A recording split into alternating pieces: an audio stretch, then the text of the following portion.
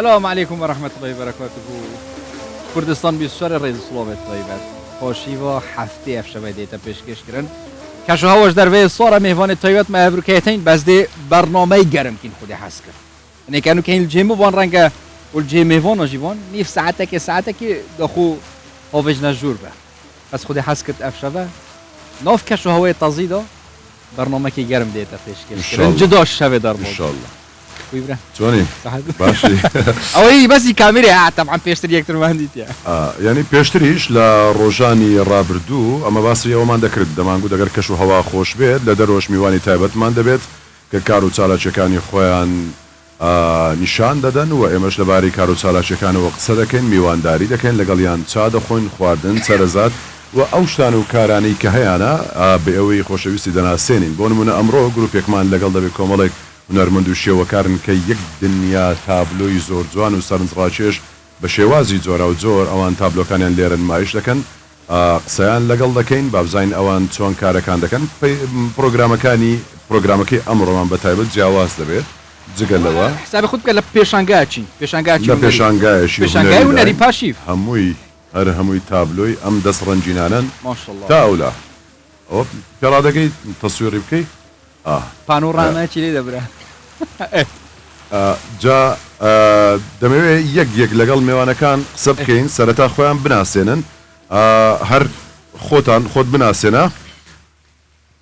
بنار پیرداوت قادر لەمە خون لە دایکم بەڵام لە هەولێر دادنیشم باشە مامۆستام لە پەروەردەی دەشتی هەولێر باشە وێنێ دەچێشم بەس تایبەت بە سروشتی کوردستان باشە دواتر دەینەوە بزین ئەو لێرە هیچ وێنێک هەیە مەسەرەن بتەوێت لە کاتی ئێمە کە بەرنامەکە خەریک دەبین وێنەیەک دروست بکەیت ساندوشتندانە تابلۆیەکتان پێشکەش دەکەمان لێکوانە دەچێشم و دەکەمە بۆ خێراییە بۆ خێرەیش ئەی دەستەکان خۆش مامۆستا بنار دێنەوە لا جارێکی دیکە دێمە لای خاتونە بەڕێزت من ڕێژنا مزەفەر تەلەبەم لە بەشی وەرگێڕان جارە بەڵام هەرچەند خوێندنەکەم لەگەڵ هونەرایەک ناگرێتەوە بەڵام لەگەڵ ئەوەشە خولێ هونەر هێشتا لە ناو دڵما پەرەی سندووە و وازم لێ نەهێناوە لە منداڵیەوە لەگەڵ ما خەلق بووە هونەر شتێک بۆ من کە وەکو خولیایەک بەکارم هێناوە بەڵام ئامانجی من لە هونەرە گەاندنی پامێکە بۆیە زیاتر هەرچەند وێنەکانم بە زیاتر بە قەڵەم دەکێشم بە فەحم و بە قەڵەم ڕەساس بەڵام زیاتر وێنێکە سەعاتیەکانە وێنەی چیرۆکێکە بەسەر هاتێکە کە لە وێنەیەکە خستومەتە ڕوو زۆر باشنی ڕەنجیان ناکە هەر تەنیا بەڵێ تەنیا بۆ ئەوەیە کە پامێک بگەێنێت زۆر باشە برادران گوتیان جگەلەوە نووسینیشت هەیە دەشنووسی من شعریش ئەنووسم و ئینشاءالله بەرهەمی ڕۆمانیشمان ئەبێت بەرهەمی شعریشمان ئەبێت زۆر باشە بەڵام جارێ لەبەر ئەوەی کە هەتاوەکو تۆزێک بە دنیای ئەدەب ئاشنا ئەبم خەڵک زیرەکە خۆ اینجا ماشاءالله تۆزێک بە دنیای ئەدەب ئاشنا زیاتر بە دنیای ئەدەب ئاشنا ئەبم اینجا بەرهەمەکانم ئینشاءالله بەتەمام بڵاویان کەمەوە زۆر باشە دوایی دەچین تەمەشا وێنەکان دەکەین کە کامیان هی تۆنە و زیاتر قسەیان لەسەر دەکەن خاتون بەخێر وێ من بەهار شێروانی مامۆستا پێمەگە هێرە جوانەکانی هەولێر سەرکەوتوی تۆش بە هەماشەوە چەند تابلۆیەکە تابلۆیەکانم هەمە چەشنن هەمووی جیاوازە بە ئەکرلیک و زەیت و ڕێزین و بۆڕێک ئیشی لەسەرەکەم بە هەموو شێوێک ینی هەموو ڕێبازەکان تاقیەکەمەوە باشە جەنابەت بەخێر بێ نام ژوانە هیچ نازانم بەس هاتیمە هەندێک سەرەزی بکۆم مامۆستا بەخێر بێ زۆر سپاس ئەزیزی بەخوای هەمویان ناوی خۆیان گوت بەس من لە بووناوی هەندێک خراپ نام لەبیر من سەردار قادر یا خۆ بەخێر ئەزیزی زۆر سپاس تایبەتمەندی بە چ هونەرێک من هەلم لە بواری شێوەکاری و لە بواری فۆتۆگرافیش فۆتۆگرافی شێوەکاری و فۆتۆگرافی چهانیان خۆشترە وەڵی شێوەکارێکە قورسرە فۆتۆگرافیەکە ئاسانترە بەڵام هەردووچی قورسایی ژنەری تێدا و بەس چرکەکەنی بەڵێ بە لەعزەیە زۆر جار هەندێک شتەیە لەعزەیە کە ڕوو دەدا و یەک جارە و دروست نابتەوە لە فۆتۆ خەڵکی هەولێری وانێ بەڵێ بەڵێ بادینەکەشت ماشەڵڵا فولە ناوەڵی زۆر خراپ لە سەرەتا گوتی بە بادینی قسەم لەگەر مەکەم نەک هەر بادینی قسەم لەگەر مەکە بە سۆرانیەکی زۆر سۆرانی یعنی زۆر تۆق هەولێریانی بادینەکەشت هەر باشە بەڵام زۆر سەری قسەی دەکەی عسر سرعە برا ئەوە نابین بەڵێ بەخێر هیم خێراوەتە سەر چاوە سەرسەرمت و گەلە خێراوەتی ئەی ئەم چ بکەین و کە ببینەوە بچینە ژوور بە ساردە ئێرەها بەخوا ساردە وڵە خوا خۆتام نازانم ئەمن جارێ سەرمان بووە جارێ مایە یا خین گەرم نانگو برا بەس من بەس خۆشترە لە ڕۆژ ئەمە پێشەوەی بچینە ژوورێ سەرەتاش باسم کرد کە ئەم شەو پاشیوی هەفت یعنی اف شود پاشی و هفتکین هفتیک ایشلا خودی قبیل کربت خلاص در باز بی به همیش عمری مت شد یعنی همی اف هیوا پیروز و اف میوان قدر گران 4 هفتی نه ایدی یک چوب من الوری 3 هفتی هندیش تبت اکا تحتانو کجی دست پی نکریا خیر و خیرات خواندنا قرآن کرنا نویج و سنت و جماعت دست پی بکه هشتا مایی درگه خودی طایبتیش یه رحمه و تبیه همی گاوای وکریه نه وکی درگه من یانجی ایکی دیه چه گاوایی ویده وکت درگه خودی همی گاوای وکریه هندیش تبی زی دست پی بکه اری بخوای رقصه چی بکه برم ئەوە گوتی وایە پێم وابێت ئێستا دەبێ گوێ لە سرودێکی خۆش من مهوانێکی تایبەتی هەیە دەنگێکی زۆر تایبەت خۆشی زۆر ئازیز و خۆشەویست مامۆستا فەرمانشوانی ئازام دەنگمان دەگاتە مامۆستا فەرمانی مامۆستا بەخێر لێرەوە ئێستا دەین بە سرودێکی زۆر تایبەت دەست پێ بکە لەگەڵ مامۆستا ڕوان و مامۆستا ڕێبوار ئەنگوو کە گەرم دەکەنەوە ئەمەش دەینە ناو ستودیۆ گەرمەکەی با جەماعەتش لە خوێنێرەوە ئەرێ ساچی بکۆنیان دوای بین دوای ڕناگەی ئەنگوو دەست پێ بکەن فەرموو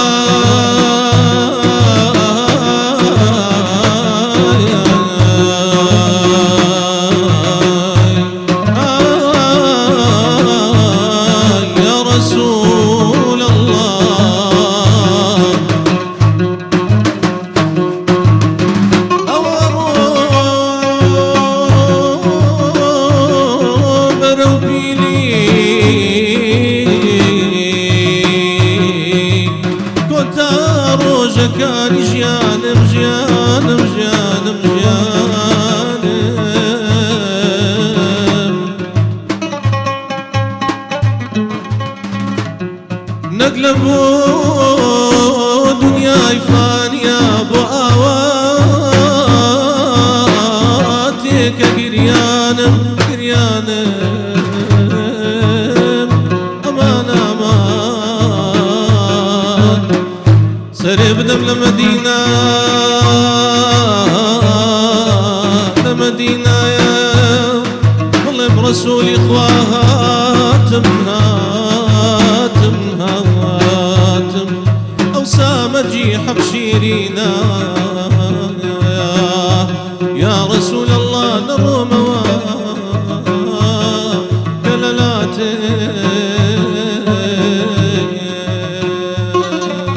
هرجان سيدك مدينة ديارة هرجان سيدك مدينة ديارة وقلن داسوتي ترمنا شارة يا رسول الله نزاري فرما يا حبيب الله نزاري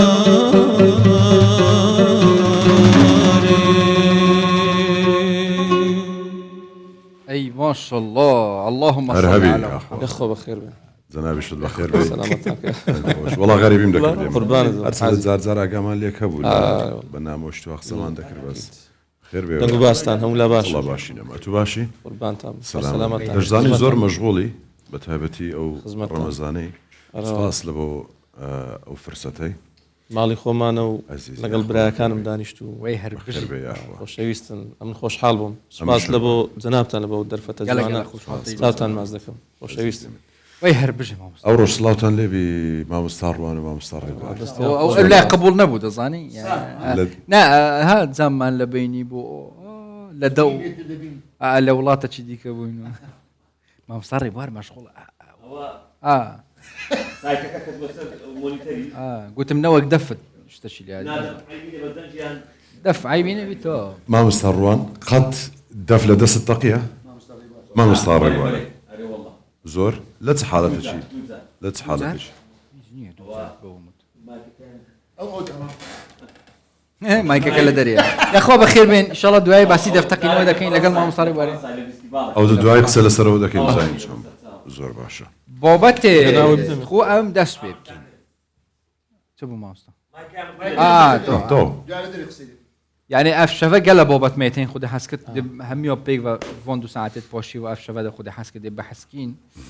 لبابتش هميو گرینگتر و نوف پاشی وداد هی و رمضان و پیروز توری آینیه نگریده هی و رمضان برکو گریده جانا ما همیه هر 12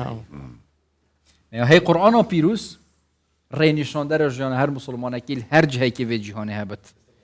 کرد بی عرب بی ترک بی فارس بی انگلیز بی تو زانم فرانس بی اگه تو بسلمان بیا و رینشان در تا قرآنه قال قرآن تمام كربو ريكا ما ام بزانين كبيغمبري تشكيريا چنا كيريا صلى الله عليه وسلم صحابي رفتار اخفتن رابين رينشتن خارن وخارن عبادات اش بتشكترين نقطة حتى دوما نقطة چيا سنة پیغمبر سنة كامل بله صلى الله عليه وسلم قال جراف مناقشاتي تكرن بيوز بس سنتي دكايا بس اما قرآن مان هي هربو بتسينا موضوع زقلوش يعني فرمودكانيش سنة يعني أو كرفتاركاني پیغمبر معنا صلى الله عليه وسلم يعني وقت كردن لسر بابتانش باش يكن هي ضل اموي لقرآن ده هي ما رفتار بودكين سنة كان ياخذ فرمودكان ردك نوا ياخذ بدوداناتن تنيا أو كفش بقرآن ده بس وقت كردن لسر أما وكمالك أو سنتاني كهن كرفتاركاني بيشوا محمد صلى الله عليه وسلم پیغمبر مروفاتي صار سرم بابته لكن لقل بريس ما مستوى أسامة بالشي بخيرات لكن بالشي ده بالشي لا هولير بالشي عليكم السلام ورحمة الله وبركاته يا أخو بخير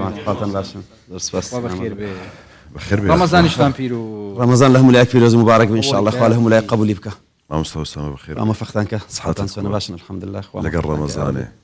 شاء الله خواهي قوري ملاك برزك أمال فقط سلامت بن خواه مفقتان كاخر سلامت بیا خۆ بەخێر بێ زۆر زار مناقشەی وە دەکرێ مامۆستا هەر یەکسەر بچینە ناو مەوزوعەکە بەڵێ. وەختمان لێ نەڕوە مسلمان تەنها قورئان تەواو بوو ژیانی تەواوکەری هەموو شتەکانیتی ڕێنیشاندەر کەلامی خوا یان ئەمە پێویستیمان بە سونەتەکانی پێغەمبەریش هەیە صلی الله عليه وسلم. بسم الله والصلاة والسلام على رسول الله سيدنا محمد وعلى آله وصحبه ومن والاه بيششي دسخوشي ل كانال كتان لبرستان دكم كبراستي زۆر سپاس شواني رمضان بيوستا غير رمضانيش بلام تايبت مانج رمضان مسلمانان بو برنامانا سودمند بكرين دل ودرونيان آودان بكريتو إن شاء الله اما اگر بيتو سيري اسلام بكين اما تسن سرتاويك مان هي لو جيشتن بخدا لو تي جيشتن لديني خومان قرآني بيروز خواهي قوري كنارديتي وكو كتالوشي جيانا بلام همو كسليتي ناقا او خاليكم خالي دوام خواهي قوري خوي دفرمي لتبين للناس ما نزل إليهم پیغمبر صلى الله عليه وسلم نردراول اوي رون بكاتوا لو خلشي اوي كوليان دابزي وكو قرآني بيروزا قرآني بيروز لسرتاي دابزيني هتا استا بديان بصدان بهزاران تفسيري لكراها بلام هتا استا معناه قرآن تواو نابي لبرتي لبروي قرآن كلامي خداها كلامي خداش روج بدواي روج زياتر إعجازي بديار ذكي لعبد الله يكون مسعود يعني برسي رحمة إخوائي لبي قلت يان قرآن ما له تفسير بك فرمي دعوه للزمان فإنه يفسره فرمي لي قرن زمان خوي قرآن تفسير ذكا سير كان هتا صالي دواتره زياتر إعجازي قرآن بدر ذكي همو جورا كان إعجاز لو روي زمانواني لو روي فلتشيات لو روي درياواني لو روي همو ركاني بلاغي لو ركاني إعجازي قرآن تيدا هيو علمي كيمياء علمي فيزياء عندي علمي زندورزاني علمي زمان همو أواني تيدا بلام زمانات روني أكاتوا زقلوا يارمتي درو شرح كري قرآني بيروز سنتي بيغمبر صلى الله عليه وسلم أجر سنتي بيغمبر نبي إمنات واني القرآن تبين بتكترين نمونة خواهي قوار فرمان من بيكا نيوج بكين نيوج واجبة فرض العين همو كذا نيوج بكا بلام تسون بيكم إلى القرآن ده فرمي أقيموا الصلاة يتسون بيكم پیغمبر صلى الله عليه وسلم لو ما شرح كانوا يجي بياني 2 ركعات ونجي نور 2 ركعات ونجي عصر 2 ركعات ونجي مغرب 6 ركعات ونجي عشاء 2 ركعات بوشي ويا قرآن فاتحة دخويني ركوع وسجود أوانا كو أو تفاصيل لنا القرآن ده هي أوانا هيس لنا القرآن دانية وهمو كارك عندي كش برنز من الحج كذا فرمي خذوا عني مناسككم دربالي نيوج فرمي صلوا كما رأيتموني أصلي سون أمن نيوج دكم أيوش أوان نيوج بكن سو من حز دكم أو حز بكن أوانا همو بيغمبر روني كتو صلى أجر سنتي بيغمبر النبي صلى الله عليه وسلم ما ناتو عن القرآن بيروستي بقى باشا ما مستوى بشيك هي ضل إما قرآنين بله روتيك الشاوها يعني ضل إما قرآنين تنيا أوي كقرآن باسي دكات أو زي بزيادة كين بش بسنة كان ياخد فرمودة كان نابستن بهماشي وزارش ديكا أوي كضل إما أوي كالقرآن دا باس كراوة تنيا أو دكين دكري أمانة بلين للروي بيرو باورو عقيدة وتواوى ليان ورد جيريت نخير شلون لروي عقيدة وليران ورناجري لروي عملي شو وليران ورناجري بتدون من نيوج من هنا دابا بين نيوج بكن بابي حديثي بيغمبر صلى الله عليه وسلم شلون دكتور نيوج بكن وانيا باشا نيوج كو بياني 2 ركعات اذا كان نيورو 2 ركعات عصر 2 ركعات مغرب 6 ركعات عشاء 2 ركعات كتوا قرآن كان بوتي تنهاد لين إما فيش بقرآن ده بس إنه جل قرآن ده قرين يعني أو يكلا قرآن ده هي أو دخلين إنه بوتي وادلين أجر روتيك أما دروس بو أم روته بوتي هي بيجمان اما البدر جايس زمان همو عينك دجاياتي دكري بشويك بله اوانا جروب يكن ديانوي بتدريج يعني اسلام نقص الاسلام درس بكن الاسلام بدن اول قناغي كم دا ديانوي السنه قطع كان لقناغي كوتايدا دين قران يعني رخني لي دقرن لو مسلمان الاسلامي دور كانوا ما مصطفى خلاص ما ظني يعني تمام كره قرآن سنة پیغمبرين صلى الله عليه وسلم بو عباداته مثلا وكي تجي ما بيكري صلوا كما رأيتموني أصلي خذوا عني مناسككم سر درباري حج وحج كرني وحتى عمر يجي بو جيانه فرضا بيتفير سر ما أم سنة پیغمبر صلى الله عليه وسلم بو نمونه بتشيك ترينتش أو فخارن كاك بدس الراس نخوي جناحه يعني بدس يسب جناحه إلا ده بدس الراس بخوي ده يبري بسم الله كتاب يدري الحمد لله أوانش یان بەس ئەمە عیبادات کاتێک ناوی سنت دەینین بە دوو شێوە پێناسە دەکرێت بەشی یەکە کە ئەمە دەڵێن سنە یعنی بەرنامەی ژیانی پێغەمبەر صلی الله علیه وسلم بە کاملی هەمووی برنامج ژیانی پێغەمبەر هەروەکو بخۆی دەفەرمێ تركت فيكم ما إن تمسكتم به لن تضلوا أبدا كتاب الله وسنتي أو بعام بلام كدين ناو تفاصيل سنتي بيغمبر صلى الله عليه وسلم سنة بو معناية كما بمقابل فرض كما الأحكام الشريعة ده أحكامي لون من فرض من هي سنة من هي مباح من هي حرام من هي مكروه من هي مباح من هي أما لو بينس فرزانة سنة لدرجة دوما ليرة بو معناية والسنة سنة بريتيالسي أويك ويثاب من قد فعله خير دقاتي أجر بيكي لا تعريفي السنة ذا السنة ما يثاب على فعله ولا يعاقب على تركه أجر أنزامي بدي خيرة فهداش لو نسري بلام أجر أنزامي ندي جناحة لبونا نسري سنتي بيغمبر صلى الله عليه وسلم سيبشا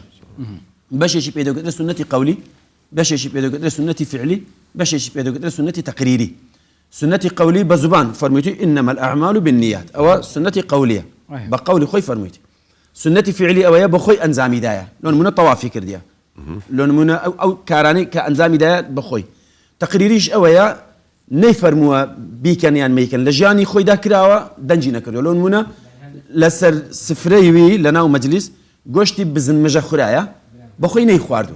بلام نيش فرمو ما يخون فرميت من نايخهم لبروي لمنطقي من ناخذ من ظلم طبيعه نايبه ايواش اقدر يخون بيخون يعني ذاك تقرير اويا نقولتي ميكن نقولتي بيكن فرماني بينك دي وقد غشينا كردي اويك زنابت باسيدك او سنته اما اقربيتو تماشاي معامله عبد بكين لقرخوا تشبيه بكين بمعامله دنياي اما كاتك كمعامله دكين سرمايه من هي قازان زمان هي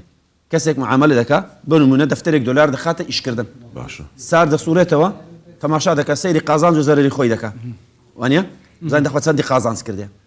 اما المعامله اللي قرخوا هذا فرض من هي سنه من هي فرض او ابن ماله سرمايه دبي هموكس انزامي بدا فرضه يعني اجر نيكا بن احبار قازان زكاه لشي دس بدك قازان زكاه سنه كان او سنتانا او مندوباتانا كبيغمبر صلى الله عليه وسلم لو ماني دانا لو نمونه اجر لنوج دس بكن نوجي فرض من هي نوجي سنه من هي كاتك دين سر روجي واجب من هي روجي سنه من هي دين سر حج عمره واجب من هي حج عمره سنه من هي زكاتي واجب من هي زكاتي سنته مندوبش من هي لهموي لو معاملاتنا كامل غير خواده كاين باش شي فرض حردبي انزام بدري باش كيتري خيره اگر بيكي او اجر بهداش تلو دنسري اگر نيكي خوي غورا عقوبه نادا او كزنابت باسي دكي پیغمبر صلى الله عليه وسلم كملك سنتي هنا لو نمنا كمل سنتي شي هي او انا سنتي وكو بعض وكو پیغمبراتي بامي راغي عندي ولا نيوج بك سنتي لقربك سنتي هي وكو سنتي فطريه وكو مروفك انزامي دايا اما قلنا حبارنا بين لو كوكو بيغمبرنا كان صلى الله عليه وسلم لو نمنا عمامي لسرينا ريشي هبوا يا اخو ابو زهلش ريشي هبوا عمامه شي لسريبوا زبي لبركرديا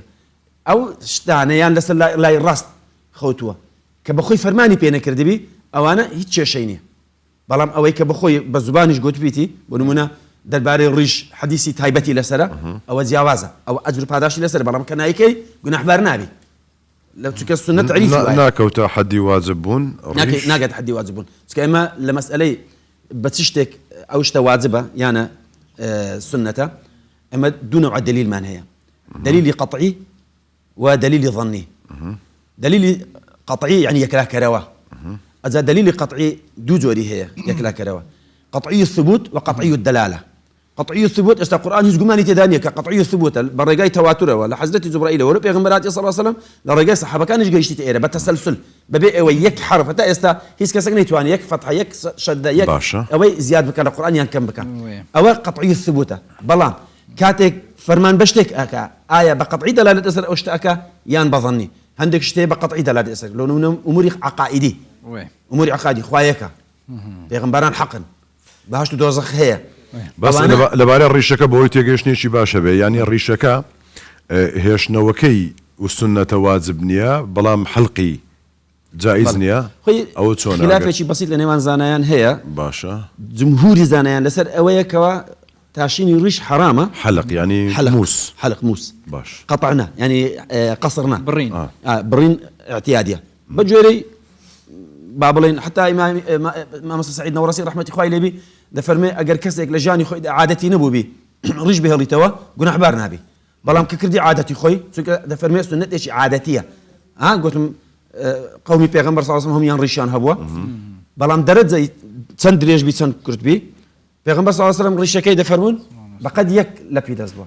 إمام أبو بكر بقد دو لبي دزبا إمام عمر زيادة إمام عثمان شواز شتكا يعني دلالة لسر أوي كميزوري أحساي شمال الرسول باسلك كتشوار بنزل بشتورا ديال بوتا سرسنجي أو مرزني أتو سطاسة وكوي لبكي جرينك أوي فرمودي شي بيغمبر شي صلى الله عليه وسلم دلي ريشة كان تندريش كان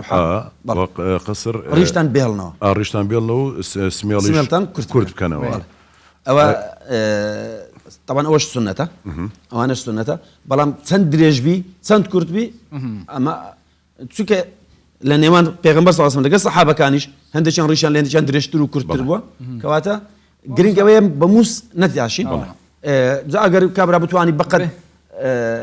أوي بيغمبر صلى الله عليه وسلم كدفر من بقد لبي دست أو اندبوا وابك بعشت أو لسرق سي سنته أنا أبو بابتش كباسكر أبويا قلتم بأساين لسريات تينا برين مو صح المسألة الرها حتى بتشوزون محفوف وليزر وانا بوشت زي تربح حسكين ما بصير سما ما بصير فرمان ما شاء الله دنجي زور خوش بله ما شاء الله زور هاد قلبي بابتي جو بدينا كان آيات القرآن وبيروس ما بصير فرمان زبريك كوين سن آيات القرآن بيروس هم باسي جوري بيغمبر صلى الله عليه وسلم بكري هم باسي جوري قرآني اشتكي ما نجي بيبا ونيا ويهر بجي شو التصور وشي تون دخويني بس قامة كدنجي شيء تون يا لا يمكن باش عراقي ويتك زنزارة بقراءة بيرجنيش دماغين أو آتي كده يخويني أو كده يخويني بلان بخوش مزور حزم لا صالغها مديا بس سرسة أو دعاية جفرستك دعاية بس على ردود ساعة بس هو يستبخد بيت خوش كامي بخزمت لمن بس أعوذ بالله من الشيطان الرجيم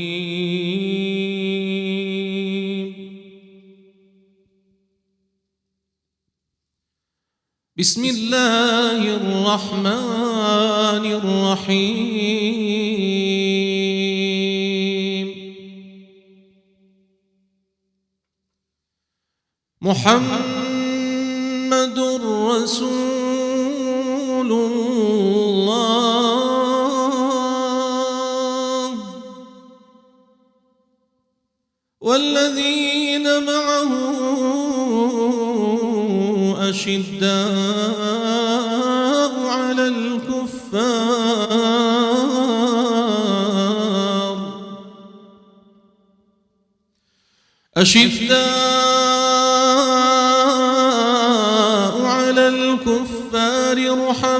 رحماء بينهم تراهم ركعا سجدا يبتغون فضلا من الله ورضوانا سيماهم في وجوههم من أثر السجود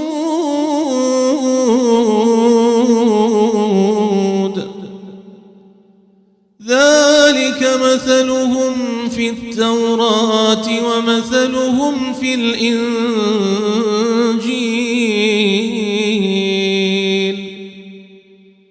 كزرع أخرج شطأه فآزره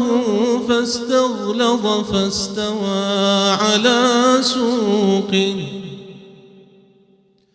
يعجب الزراع ليغيظ بهم الكفار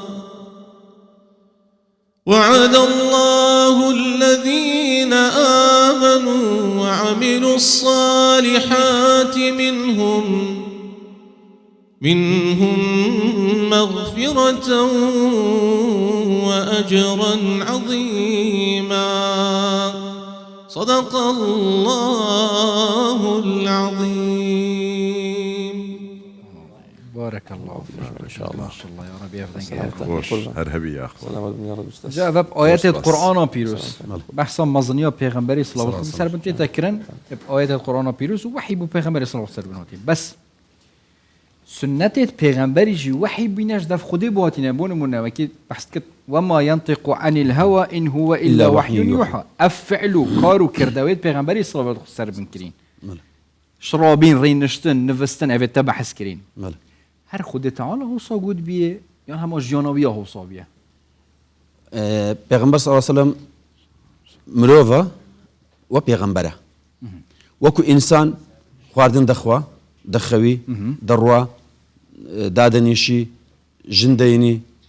بە ڕۆژی دەبی جار وایە بە ڕۆژی نابی وەکو مرۆڤ لەو جۆرە شتانە ئەگەر بە قسەشی نەکەی طبیعیە وەکو ویش نەکەی ئاساییە بەڵام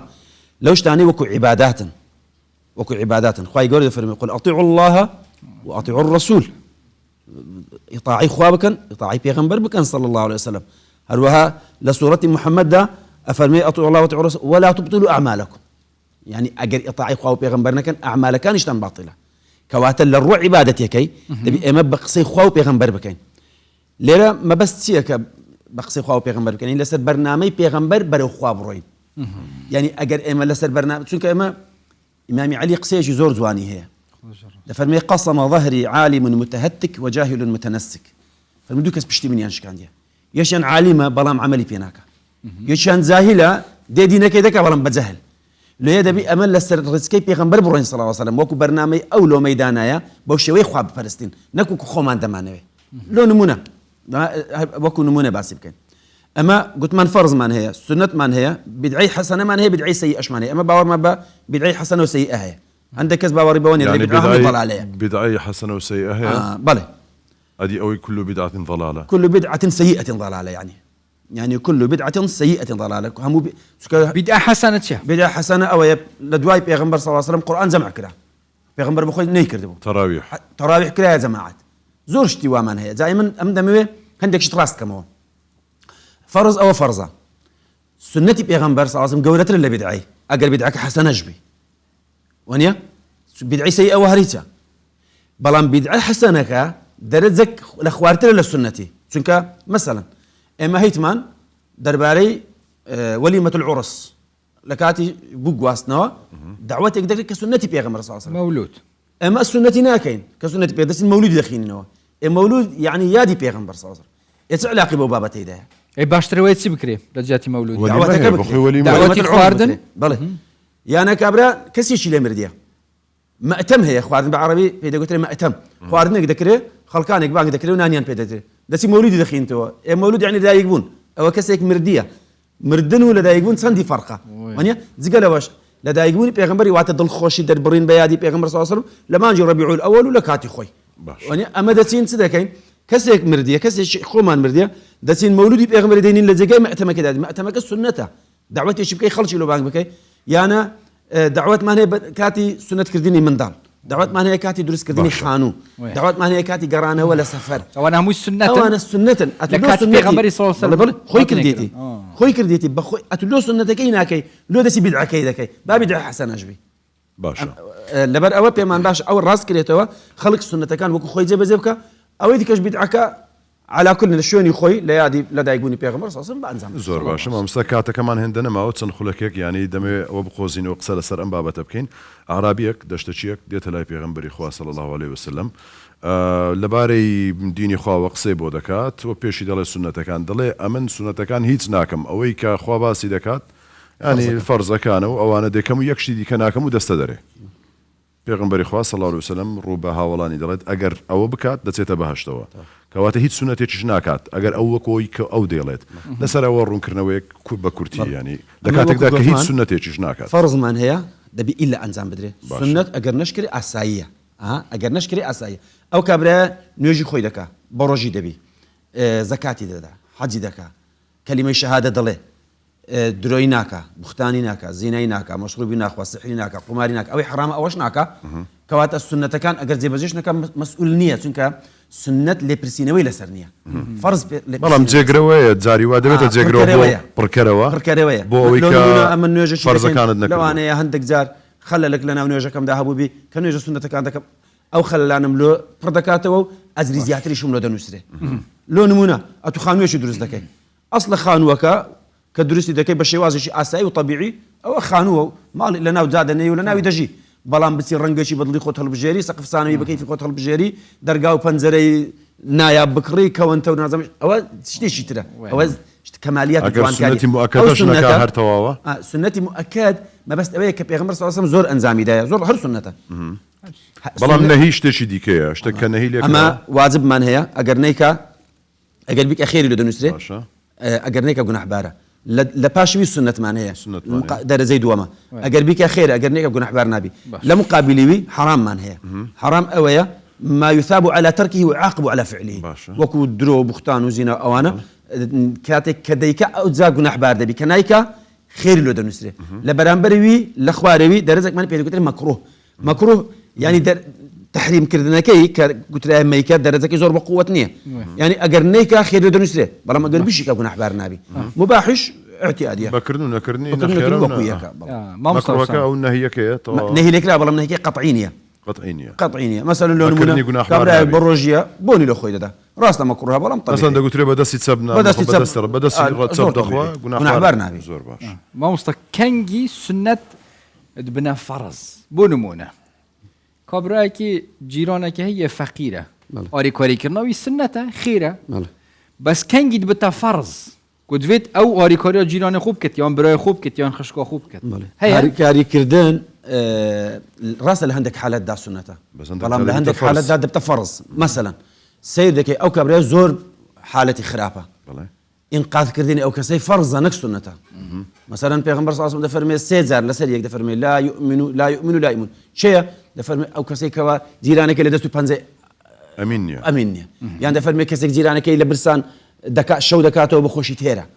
بخوي حتى سبيني خواردن دخوا يعني ايماني هر قبول نيه قبول ايماني كامل نيه إيماني كامل او لا يؤمن احدكم كدفرمي لا يؤمن احدكم حتى يحب لاخيه ما يحب لنفسه لا يعني ايمانك كامل نخو ما دام كبر باوري بخواها باوري بقيامتها باوري ببيغمبر محاسبه الى سر ذكري طبعا محاسبه الى سر ذكري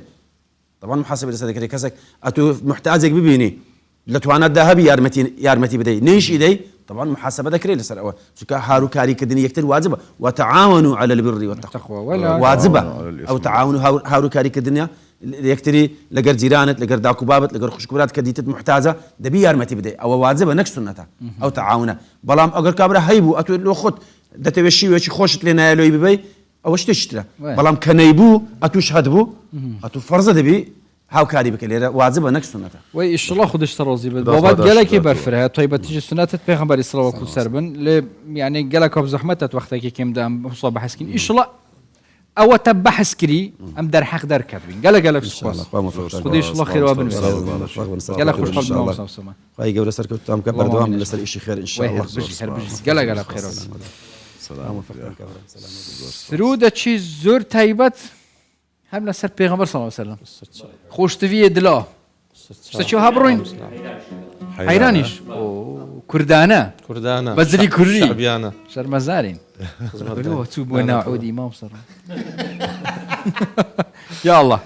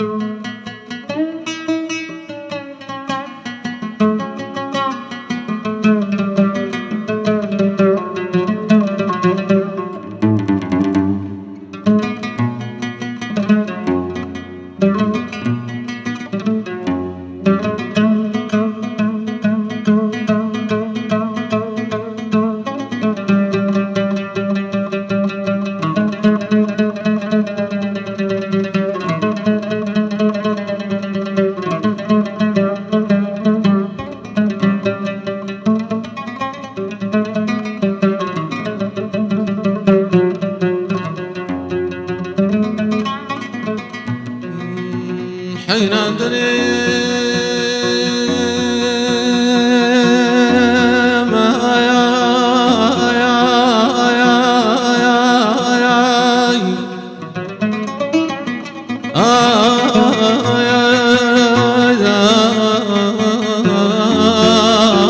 العالمين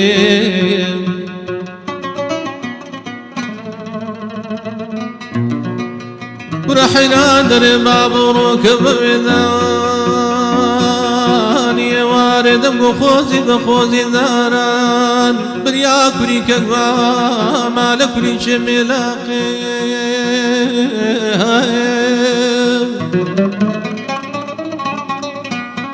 أمان من دمقوروك ببذان يا وارد بخوزي بخوزي داران بريا كري كقوا مالك كري شملاقي شيم ببابايا لستيايا قنديلي هموداني سبقنا زين خندابا وإيران وعراقي دنقو لبنقاس كان حازيان ماري خدا وبيغمبري نازدان دبا سفرداتي لقى خوب بن زيارتي وخوش ويستنكو بمرمو سر بنيمة وبوي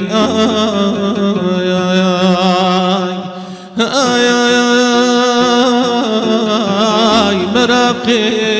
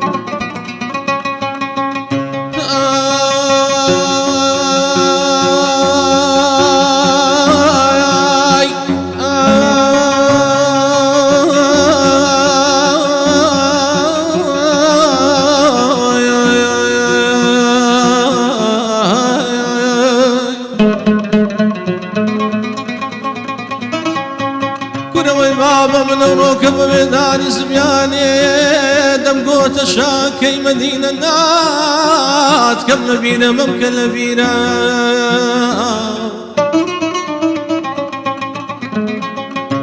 أمان بدستيش دقنم كمن حزرتي رسول الله نازدايان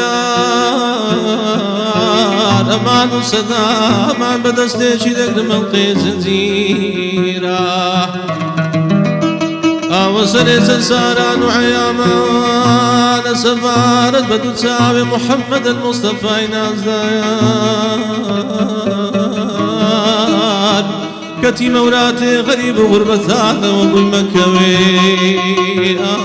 آي آي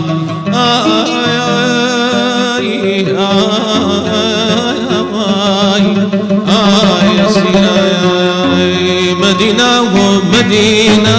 شاركي بغمر مياد مدينة ومدينة شاركي بغمر مياد بتوا ودانا تاوكو آخر زمان بتوا ودانا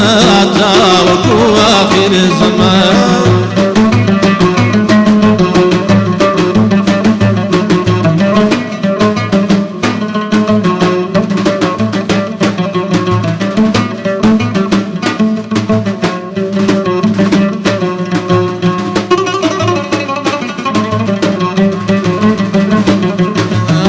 بغمبر تو اشكا جبرايلي لدارك يا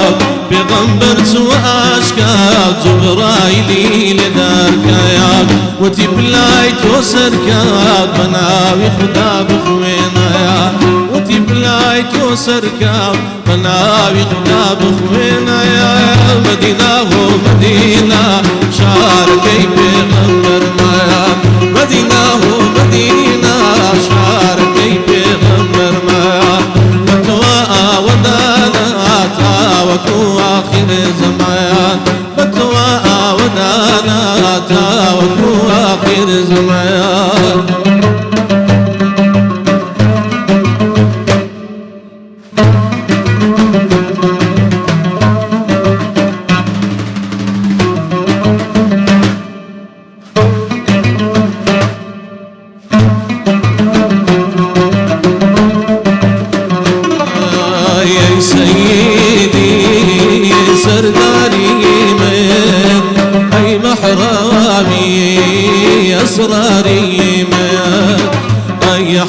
يادي مختاري من صلوات لا سار تو ياري من صلوات لا سار تو ياري من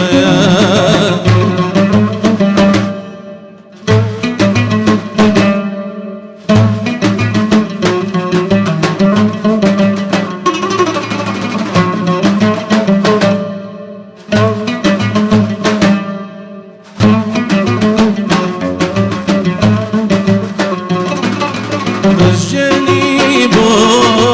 حليمة بشير خوري أو يتيمة بيه مسجني بو حليمة بشير خوري أو يتيمة بيه أرزاني لا وإقليمة بيه أمشيري زور بتاري من أي سيدي سرداري من أي محرمي أسراري من أي أحمدي مختاري من صلوات لا سار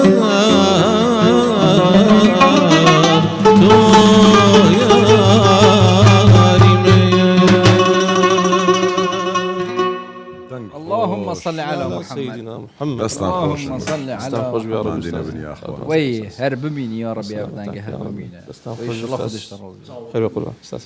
وي هرب شي يا أخوان دستان خوش. ما شاء الله اما وفقتك يا اخ زاني خوش دنگت خوش بیا بدی ها مثلا لگر خود مثلا سرود علی بخوای لبر خود داري ناو اشتي داري لبر خوش دارم مثلا لنا سیاره بخوای امن دنگم ناخوش لنا سیاره لگر خم گورانی دارم امن دنگم خوش با نظام دنجي خوش. قربان فيش برنامجتك من بيكو جود بس تصوير هذاك الاول صلوات بوي له صلوات خوب اويش لا بدنجي انا خوش خوش تدانيه والصلوات كنت زاني انا مضل دنگم ناخوش لنا سیاره گونی لری کدت سمته لگر خم گورانی دلیم دلیم اگر دنگم خوش باید دنيا خلاص. همون خلاص رجع ويقل نازكان الناس نانا دنجي خوش. برق ويبكي يعني تخوا بريش تا برق زايد رد لا زايد بيبنيم امر شر موشتانيه دنگم خوش با يكسر دم قلت ما مصري او اگر علمك كشم بزاني با كاو رتم بروك او س او نوت برود او مقام او شتانا دم قلت بس عايف يا رب برام. بالذاتي برام بتما يا اخوي فيري دفكه امريج ما دنگ خوش خوش في عود كبجيم دكي لا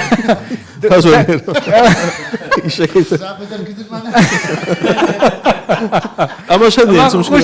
يكسب برنامج بيشكش ودفت لدز بيامون السرودي بالله تو أخوي الشكل بتفشى. هكا هميت تيتكا هجير خاربون خدانا نتمان ام ود بيجين نقول سري اگر هميت تيتكا هجير خاربون تشبو خدانا نتمان هنن بو نانا واغوش بو قصات جوان تقريبا بالضبط اويا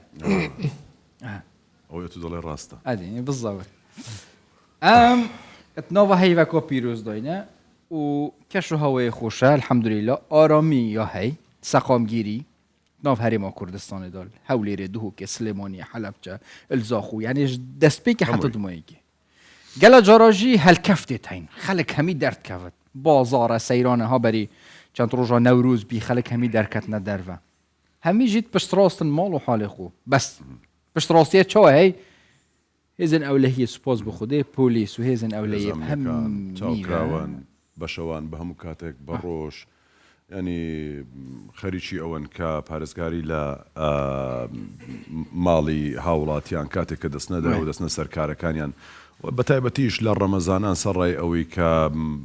بەڕۆژوون لە کارەکانیان بەڵام بە هەماشەوە ئێشەگریان هەیە لە شەقامەکان لە هەموو شوێنەکان ئەمە چاوی ئەوانە کە چاویان لەوەیە ماڵ و حاڵی هاوڵاتیان بپارێزرێت ئەمین بن لە دەستی ناحەزان و کەسانی خراپ و ئەوانەی دەیانەوێت ژێرە شێوێنی بکەن ئەوانەی دەیانەوێت هەر کارێکی نەخوازراو بکەن بۆ قسەکردن لەسەر ئەم بابەتە میوانێکی ئەزیزمان هەیە ئەویش بەڕێز مقدم هۆگر عزیز گوتەبێژی پۆلیسی هەولێر مقدم بەخێر بێ یاخوا بەخێر بێ ئەحواڵت زەسپاسان سحاتت کووە گەلە گەلە بخێرەوەتن و ڕەمەزانەوە پیرۆز خۆشبی لەوێ ئێوەی خۆشەویست و هەموو هاونیشتمانیانی خۆشەویستیش پیرۆز لەگەڵ ڕەمەزانت چۆنن وڵا زۆر زۆر باش باشن لەخوای بەزیانی کارەکانتان چۆنە ئێستا بە تایبەتی کار ڕەمەزانە ینی وەکو ڕۆژانی دیکەش خەڵکانی کە دەچنە سەرکارەکانیان ئێوە بەردەوام تیمی ئێشەگرتان هەیە لە شوێنەکان لە شەقامەکان بۆ ڕەمەزان پلانتان چۆن داڕشتووە کە دەتانەوێت ئەمنیەتی هەرێمی کوردستان هەولێر ناوچەکانی دەوروبەری هەمووی بپارێزن بەڵێ خۆتان دەزانن مانجی ڕەمەزانی پیرۆز تایبەتمەندێکی خۆی هەیە و زۆر جاری واش هەیە خۆی هەموو بۆنەیە بەڵام بۆنەی ڕەمەزانی پیرۆز تا دەگاتە کۆتایی جژنی ڕەمەزانی پیرۆزیش پلان بە پلان دەڕواتن ئەو پلانانەش هەر کاتێک کەدا دەڕێژرێ ئەرکوماندیبوونی زیاترە لە ڕۆژانی ئاسایی کرد هێزەکانمان ئێمە لە بەڕێبەرایەتی پۆلیسی پارێزگای هەولێر بە شێوازێک دابەش دەکەین و هەروەها چەندین بەشمان هەیە لە بەڕێبەرایەتی پۆلیسی پارێزگای هەولێر بە شێوازێک دیراسەی کارەکانیان دەکەین کە بتوانین ئەو ئەمنیەت و بەرقەراریەی کە هەیە لە نێو شاری هەولێری بە تەواوی بیپارێزین خۆتان دەزانن جیاوازیەک هەیە لە مانجی ڕەمەزان لەگەر هەر 11 مانگەکانی تر یا مانجی ڕەمەزان خەڵک کمتر بە ڕۆژ جمجۆڵ دەکا زیاتر بە شەو جمجۆڵ دەکاتن بە تایبەت ئەو ساڵانەی دوایی کە شەو درێژە ڕۆژ تاڕادەک یا شەو کورتە بڵێن ڕۆژ درێژە ینی مە هاوین و دەگاتەوە گەیشتەوە نێو بەهاری ڕەمەزان تا خەڵک نانویتن هەتا پاشێو دەکات دواتر دوای پاشێو دەنێ بەڵام زۆر جاری واشەیە خەڵک پاشێوان لە بازارەکان دەکات یان لە شوێنەکان یان لە ڕێستۆرانتەکان یان لە خواردنگەکان لە نێو شار دەکاتن و خۆشتان دەزان ناو شاری هەولێر و هەولێر بەردەوام شارێکی زیندووە جیاواز ینی لەگەڵ شارەکانی تر ینی تۆ بڕۆ چواری شەوێ بڕۆ نان هەیە بیخۆی چواری شەوێ بڕۆ هەر شوێنێک دەچی ناو شاری هەولێر دەگەڕی قەرەباغی تێدا هەیە و جمجۆڵی بەردەوام تێدا هەیە بۆیە ئەو هێزانەمان کەوا دابش کردووە بۆ ئەوەی کە بتوانین زیاتر چاوساغ و چاکراوە بین بۆ ئەوەی سەرماڵی هاوڵاتیان پارێزین نمونەتان لۆ بینمەوە ینی لە دوای ئەوەی کە فتار دەکرێتەوە خەڵک دوای تەراویح دێتە دەرەوە بە جەوگۆڕین بێ یان بەوەی کە ئەو کات بەسەربردننی خۆی بێتن یان تاواکردن و فەراغاتەی کەوا لە نێوان فتار و هەتا پاشێو هەیە ئەمە ئیسیجوال و جوڵانەوەی زیاتری خەڵکی پێوە دیار دەبیتن بۆیە ئێمە زیاتر تەرکیز دەکەینە سەر ئەو بابەتە سەر ئەو شوێنانە سەر ئەو کاتانەی کەوا خەڵک هاتوچۆی دەکاتن دواتر خەڵک پاشێوان دەنووی زۆر جاری وهەیە کەسی خراپ کەسی نیەت خراپ دەوێ هەڵ خۆستۆچکە عادەتەن لە دوای کاژمێر 4:30 و هەتا دەگاتە کاژمێر 8 و خەڵک دێتە سەر کار و پیشەی خۆی تیمالی هەیە کەسی خراپ ئەو کاتە هەڵ بقۆستەوە ئێمە هەڵدەستین زیاتر ئیسیجوال دەکەین و هێزەکانمان زیاتر لەو کاتانە بەناو شەقامەکان گەڕەکەکان بازارەکان شوێنە گشتیەکان کەوا چۆڵ و خامۆشن ئێمە زیاتر چاوکراوەتر دەبین و هەروەها سەرماڵی هەڵەبنیاخوا هەر هەبن ئەم گەلە جۆرە ئەم بەحەسکین هەرێمەوە کوردستانی بگشتی و تایبەتیژی هەولێر ئارامی سەقامگیری تەناهی هەمی 100% سوپاس بۆ خودێ وەنی ئەمش ناف خوددا وسە بەحەسکین بەس هەتا ئێستا من هەولێر باسکەم هیچ خەڵاتێکمان وەرگرتووە لەلایەن مەسەرەن ئارامی زۆر باشە ئەمن و ئەمان هەیە مەسەن لەسەر ئاستی ڕۆژهەڵاتی ناوەڕاستیان لەسەر ئاستی جیهان مەسەرەن خەڵاتمان هەبییان لە ڕێزبەندی یەکەمەکان بین خۆی لە خۆیدا ساڵێک هەموو ئەو پێوەرانەی کەوا هەیە لە بۆ ئەمنیەتی شارەکان و وڵاتەکان بە تایبەت شارەکان ینی کە شوێنی ئارامی تێدا هەبی هەولێر لە هەموو جیهاندا ڕیزبەندی پێنجەمی هەوەرگرت ئەوە یەک لە دیارترین کارەکانی پۆلیس و ئاسایش و هەموو دەستگا ئەمنیەکانەکەوە توانیویەتی ئەو ئەمنیەتە بپارێزی لەسەر ئاستی جیهان پلەی پێنجەمی وەرگرت وەکو شار ئارامترین شار پلەی پێنجەمی وەرگرت ینی ئەوە بەڕاستی جێگای دەستخۆشی و ماندیبوونی هێزە ئەمنیەکان و بە تایبەتی هێزەکانی پۆلیس و ئاسایش بوو ینی ئەتۆ وەرە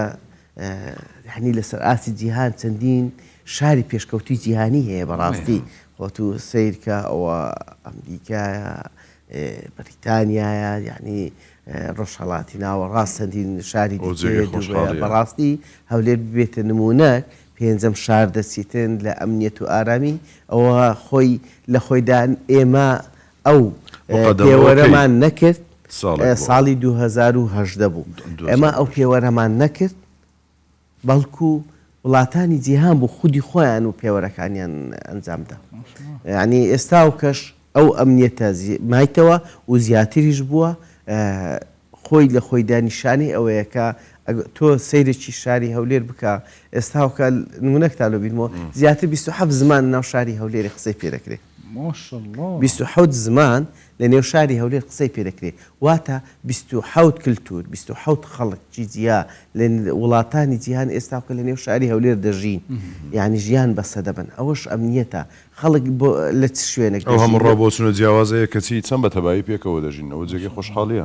بۆیە بۆتە مایە سەرنجڕاکێشی زۆربەی وڵاتان ینی بەرپرسانی باڵای وڵاتان کە دێنە هەولێر تەنانەت سەرۆکی ڕێکخراوە نێو دەوڵەتەکانی جیهانی دێن لە پرێس کۆنفرانسەکانیان لە کۆبنەوەکانیان هەمیشە ستایشی ئەو پێکەوە ژیانە دەکەن کە لە هەرێمی کوردستاندا هەیە و کابینی نوێمی حکوومەتی هەرێمی کوردستانیش بەرز نرخێن سەبارەت بەو کار و چالاکیانی کە کاری لەبارەوە دەکەن خۆی لە خۆیدا ئەگە تەمەشا بکەی یعنی مرۆڤ لە بۆ دوو شت دەگەڕێت لە ژیاندا خی گەورەش لە قورئانی پیرۆزدا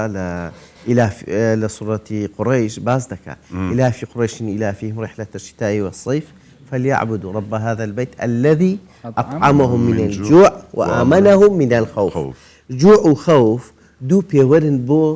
فراهەمکردنی ژیانی مرۆڤایەتی مرۆڤ تاک خی گەورە کعبەی بە نمونە دێنیتەوە لە بۆ هەموو بەنی ئادەمەک کەوا کعبە لەو دوو شتەی ئەمن و ئامن کرایە لە برسیەتی و لە ترس و دڵەڕاوچی ترس و دڵەڕاوچی بۆچی دەگەڕێتەوە بۆ هێزی ئەمنی من نمونەتان بۆ بێنمەوە ئەگەر وڵاتێک یا ئەگە شارێک ئەمنیەتی هەبوو بەڵام برسیەتی تێدا بوو ئەمنیەتەکە گرنگ نییە خەڵکەکە پێویستی بە برسیەتیە بەڵام ئەگەر تێربوون و هەروەها خۆشگوزارای تێدا بەڵام ئەمنیەتی تێدا نەبوو هەر دیسان مرۆڤ ئیسیفادە لێ ناکە بۆیە بەڕاستی لە هەولێر حکوومەتی هەرێمی کوردستان بە هەموو پێوەرەك گرنگترین و مەهامترین کاری حکوومەتی هەرێمی کوردستان لە ئێستادا ئەو پێوەرەیەکەوە هەردووچی هاوسەنگ هاوتەریب لەگەڵ جناب مقدمي ام زلتر دي بحثكين وكوتشت بلان ده هي مثلا توان بجهتا صفري ريزي مثلا رجاء توان نوفا هوليري وهاري ما كردستان بتكتير رجاء ام زلتر بحثكين شكل بحثك شو هو دين آرامية هاي الدنيا ليت زيش ني توان بقات الرجاء صفر بالآن ببين نابي بالآن ببين دبيش كيف رجاء خۆی لە خۆیدا لە هیچ وڵاتەکی عالم ڕێژەی تاوان نەکبوویتە سفر لە هیچ سەردەمەچوو لە هیچ کاتەچیش لە بۆ زانێت لە کاتی پێغەمبەر صلی الله علیه و سەلەمیش دزی کراوە قەتل کراوە زینا کراوە تاوانی جیا کراوە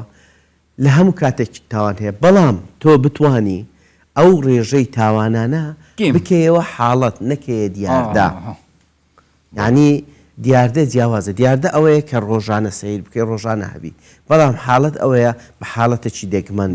جناب مقدم زتر بحثي وان بلانوكي كواتشل برك وبتكيمتنين ريجا وبتاع حالات ما بحثي كشهوت كين وآرامية وساقام جيريا ما شاء الله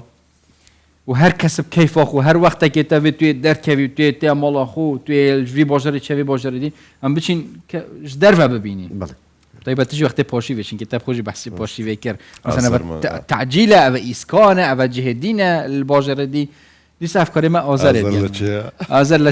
تشش كخواردن وكتر وقل خواردن ترسام يجلا بغداد لا أزارنا شو نشي ترسام يجلا بغداد لا هؤلاء لسه أفكاري ما آزره دي الموضوع الشيخ شوان جهد جان كو آرامي الهمي جو هاي وطيبة تجي الجنوصة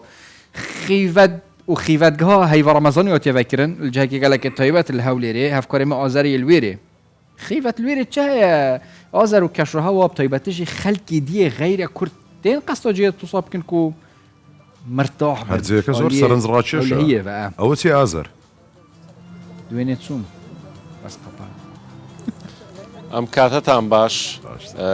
سەرتامێ ئاماژە بۆ بکەم کە ئەوە ئاسایی شوەمنێتی لە هەرێمی کوردستان هەیە وای کردو کە هاوڵاتیان ئێستا نزیک کاتژمێر دویشەوە لێرە بە ئازادانە بێنە دەرەوە کەش و هەوایەکی خۆش بۆ خۆیان دروست بکەن ئێرە خێمەی ڕەمەزانی پێوترێ بۆ 30 ڕۆژی ڕەمەزان کراوەتەوە ئێستا بۆ نمونە لێرەوە گۆشتە بژێنرێ باڵە ئەوە کفتەیە ئەم خواردانەی لێیە ئێرە کراوەتەوە لەلایەن کۆمپانیای ڤزت کوردستان کە پێشتریش ڕیکۆردێکی دیکەیان شکان بەوەی چوونە سەر چای سەفین لەوێ خەڵاتی گینسیان بەدەستێنا لێرەش بامان شێوە ئەمە یەکەم جارە لە هەرێمی کوردستان کە شوێنێکی لەم شێوەیە بکرێتەوە کە ژوان هەندرێن ئەم خێمەی ڕەمەزانە لە وڵاتانی ڕۆژهەڵاتی ناوەڕاست زۆر باوە بەڵام لە هەرێمی کوردستان یەکەم جارە بکرێتەوە ئێستا من دەچم بۆ لای ئەم گەنجانە و ئەمە خۆشی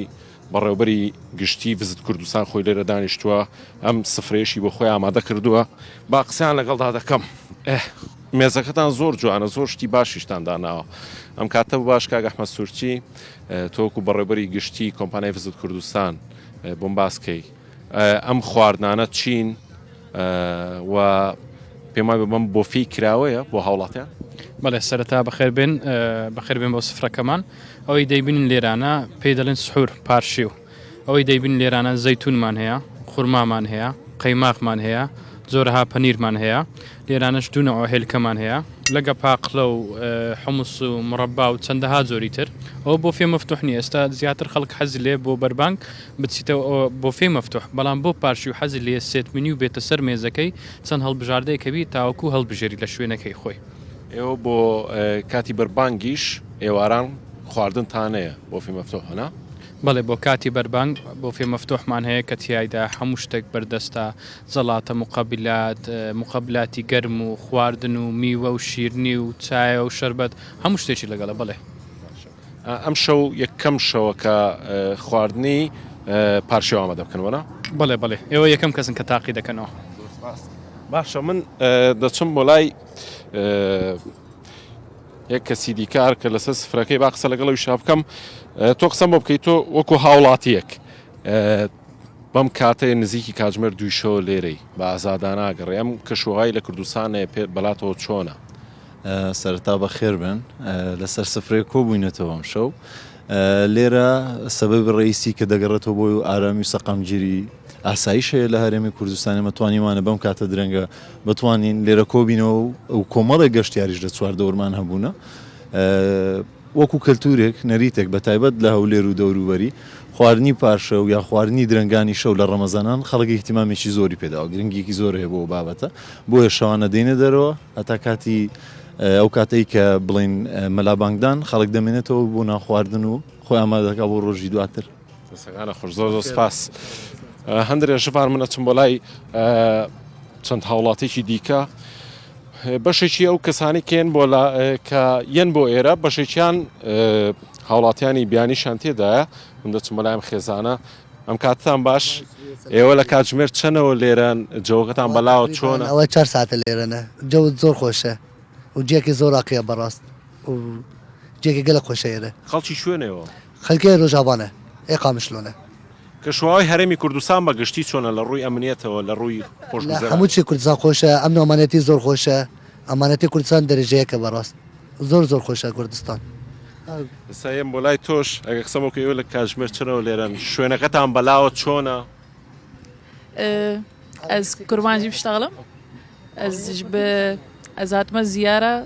باژارەی ئەڵمانیا gelek xweş e ecwayê Remadanê ne em hatine cem mervê xwe gelek xweş e li Almanya wîsanîne ne nayîn kêm e gelek kêm e ne hemû bajar e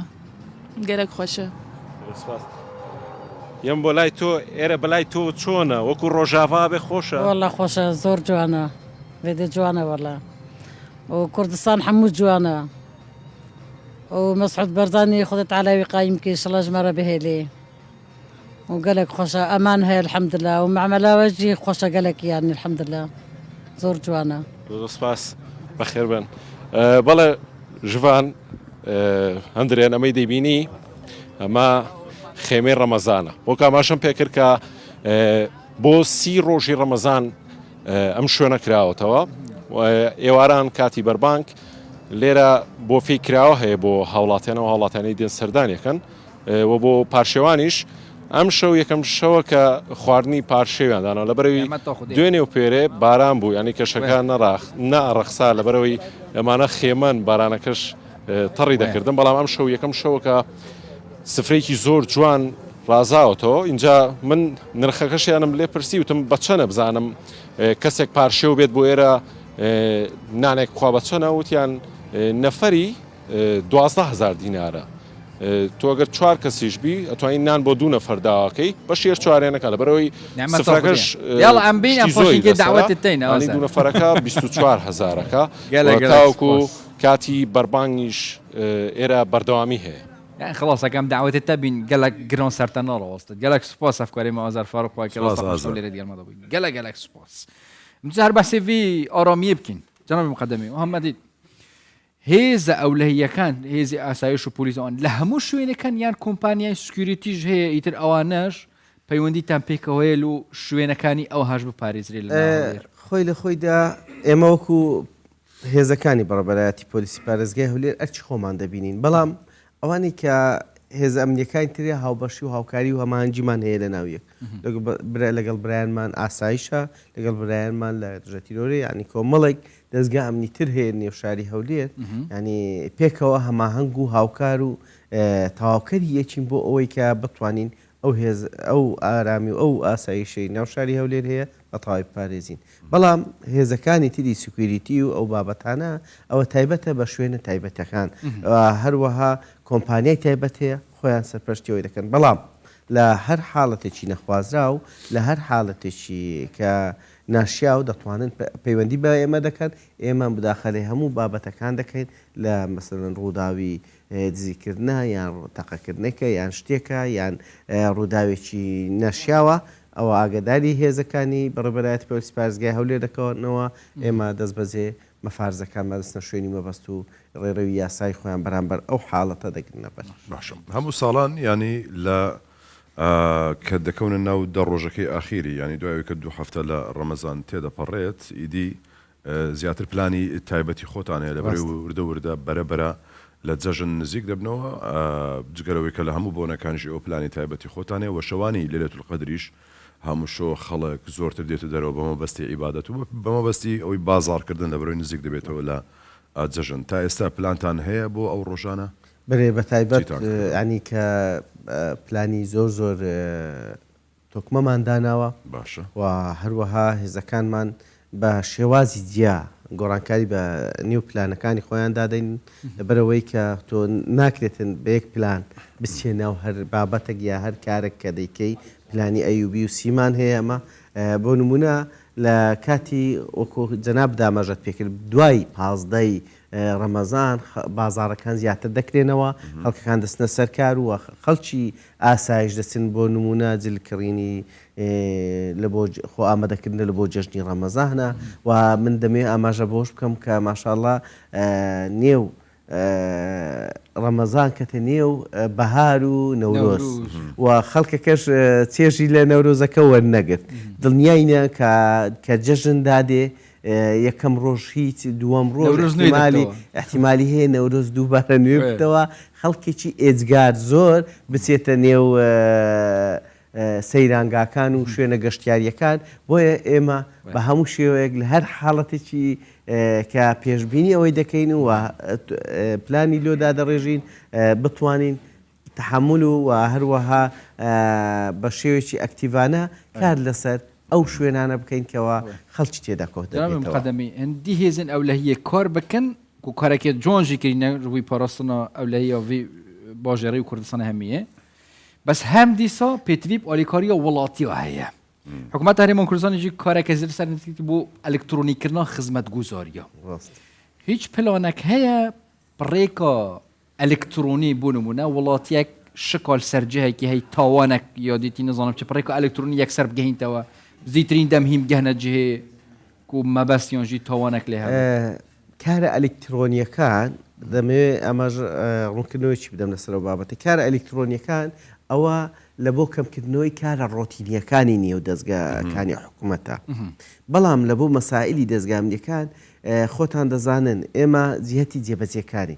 جیهەتی تەنفیدینە بەڵام جیهەتی تەشریعی قەزایی هەیە کەوا لە سەروی ئێمەیە کە ئەویش دادگایە خۆی لە خۆیدا بە شێوازێک لە شێوازەکان ئەوان تاکو ئێستاوکە نەیانتوانیوە گۆڕانکاریێک لەسەر ئەو شێوازی دادگایی بکەن و شێوازی سکاڵا وەرگتن بکەن احتیمالی هەیە ئەوانش پلانی خۆیان هەبی کاری خۆیان هەبیتن بتوانن بە شێوەک لە شێوەکان ئەو کارە ئەلکترۆنیانش ئەو سیستەم ئەلکترۆنەش بێخنە ناو کارە بڵین دادگەریەکەی کانی خۆیان هاوڵاتیان هاوکار لەگەڵ بەڵام ئێمە ببوورە ئێمە کاری خۆمان وەکو هێزەکانی بەڕێوەبەرایەتی پۆلیسی پارێزگای هەولێر کار ئاسانی زۆرمان کردووە بۆ نمونە سیستەمی ئەلکترۆنیمان داناوە لە نێو لە بەڕێوەبەرایەتی پۆلیسی پارێزگای هەولێر بۆ داتابیسی باشمانداناوە بۆ ئەوەی کە ناوی تۆمەتباران هەمووی سیف دەکرێتن لە نێو ئەو داتابیسی وە هەروەها ئەو سکاڵایانەی کە تۆمار دەکرێن لە نێو بنکەکانی پۆلی نووسنگەکانی نێشتنی تاوان هەمووی دەچێتە نێو سیستەمەکە کەسانی تۆمەتبار و هەروەها شاهێد و هەروەها داخوازەکان هەموو لێک جیا دەکرێنەوە و کارە ڕێڕەوەی یاساییەکان بە شێوازە لێکۆڵی نێویەکانی ئێمە بە شێوەیەشی سیستەماتیکی ئەلکترۆنی دەتوانێت سەبارەت بە هێڵە گەرمەکان بە هێڵە گەرمەکان ئێمە بۆ نمونە پێشتر ئەگەر یەک هێڵمان هەبوو ئێستا کە چەندین هێڵی گەرمماندانەوە باوەڕ بکەن یعنی بە هەموو شێوازە هاوڵاتی دەتوانی پەیوەندی بە ئێمە بکە بۆ نمونە ئێمە چەندین هێڵی گەرممانداناوە 104 134 ئەوانە لەگەر بە نۆرمەڵەکانی پێشتر کە 0.6 بوو ئەوە دەتوان خەڵک پەیوەندی بکە بێ ئەوەی سنتیان بڕوە کە لەگەڵ لایەنی پەیوەندیاری کارمان کردووەکەوە بێ ئەوەی هاوڵاتی کە پەیوەندی بە ئێمە مەرجەوە دەبێت شەبەکەی هەبێت گرنگی ئەوەیە بەس تەنها شەبەکەی هەیە سیمکارتێکی هەبێت ئەگەر ڕسیدی شتێدارەبێت دەتوانانی پەیوەندی بە لە بەشێک لە وڵاتان ئەگەر شەبەکەشت نەبێت یان سیمکارتش نەبێت دەتوانی ئەو کارێشمان کردووە کارێش کەشمان کردووە بۆ نمونە کەسێک بۆ ناتوانێت زۆر ئەو ڕقەمانە 0.6 134 یان 104 لەبەرکە بەڵام دەتوانین تەنها سێ ڕقەمەکەی لەبەرکە 104 124 ئەوە بە سیمکارتی کۆڕێک دەتوانی پەیوەندی بکە بێ ئەوەی سنتت لێ بڕوە مباشەڕەتەن پەیوەندی بە هێڵە گەرمەکانەوە دەکرێتن لە هەر حاڵەتێکی نەخوازرا بوو ئێمە هێزمان ئامادەیە 24 کاتژمێر لە ڕۆژدا هێزمان ئامادەیە دەگەنە شوێنی مەبەست بۆ ئەوەی کە ڕێڕەوی یاسایی ئێوە هەمیشە ماندوون هەمیشە تعاملتان لەگەڵ هەڵسوکەوتان لەگەڵ تاوانە لەگەڵ ئەو بابەتانەیە قەت بووە حاڵەتێکی شتێکی ژوار ڕووداد ینی ئێوەش پێ بکەنن یان شتێکی خۆشیش ڕووداد یان هەر ئەوەیە کە هەڵسوکەوتان لەگەڵ تاوان و تاوان باران و ئەو ناخۆشیانەیە مەبەستە دەوەیە ئەو تاوانانێکەوە نکتەویە ئەمە ئەو ڕۆژەچیان وە بزانم لە من مقابلم لەگەر ئەوە چیش کردیە تۆمەتبارەکی تۆمەتبارێک زیاتر لە 55 بتڵی غازی دزی بوو لە پێش ماڵان لەبەرچی لەبەرەوەی خۆی لە خۆیدا سیستەمی ماڵەکان ئەوایە لە هەموو شاری هەولێر زۆربەی زۆری غاز بتڵی غاز لە عوشەیە ئاسانە ینی و نرخەشی باشی هەیە 45,000 دینار کابراایەک دەتوانێت بیبەوتەوە بەڵام لە کاتی مقابلە بووم کارمەندێک ئەوەی ئەفسەرێکمان کە لێکۆڵینەوەی لەگە کرد بوو کاکۆگر پێی بری چار چیلکان نەفتە دزی بوو بزانم چ لێ کرد بوو وڵا پێم گوتم کاکە گیان چار زیلکان نەفتە دزی بوو گوتی ئەرێ وڵا وتمانی چ لەو چار زیلکە وڵا گوتی دوو زیلکانم دا بە پیرێژنەکی جیران ما بوو پێی کردیە ئەرێ وڵا پیاوەتی باوی حەمامەوە کرد بوو دلم اخیدی اما هر سر بحث هندی تایبەتیش سەردەمی سوۆشیال میدیۆی مەسەن بێژن ماڵ و حالی وڵاتیە پاراستیە ئەم سوۆشیال میدیۆژی ئەم پاراستینە تاوانێت سوۆشیال میدیۆی تاوانێت ئەلکترۆنیێت نوکەتێنە بەڕاستی تاوانی ئەلکترۆنی ئەگە بێ و باسی لێەوە بکەین کاتێکی زۆری دەوێتن چونکە هەر ئێمە نین هەر وڵات و شاری هەولێر نییە کەوا دەناڵێنی لەسەر بابەتە ئەلکترۆنیەکان و شێوازی تەعاملکردن لەگەڵ سۆشیال میدیا چونکە لەبەرەوەی قاعدة كده مهما يتطور العالم ويتعقد الأشياء يعني هرسند الدنيا تطور بك أو شتاني دورو برمان مع خطر دبن بويا سوشيال ميدياش تطوراتي إزجار زوري بخور كمان باري السوشيال ميديا زور خيراشة لا تطورات بلام دمي باز لوي بكام همو ولاتاني زيهان لدست تاواني سوشيال ميديا وتاوان إلكترونيا كانوا ودنالين ئەوە تەنها هەر ئێمەنی بەڵام دەبێت ئەو کەسانی کە سوۆشیال میدیا و ئەلکترۆنیات بەکار دێنن دەبی یەکەم شت کارامەی و شارەزایەکی باشیان تێدا هەبیتن ئەو کات بەکاری بینن وا دەکاتن کەوا نەکەونە داوی ئەو کەسانی کە دایانەوێ هەڕەشیان لێ بکەویان چێشیان بۆ دروستکە هێشت مەسەن لەسەر سوۆشیال میدیا گیرابی دەستگیر کرابی عقوبە دراوی سزا درابی لە ئێوە بەڵێ ئەمە هەرێمی کوردستان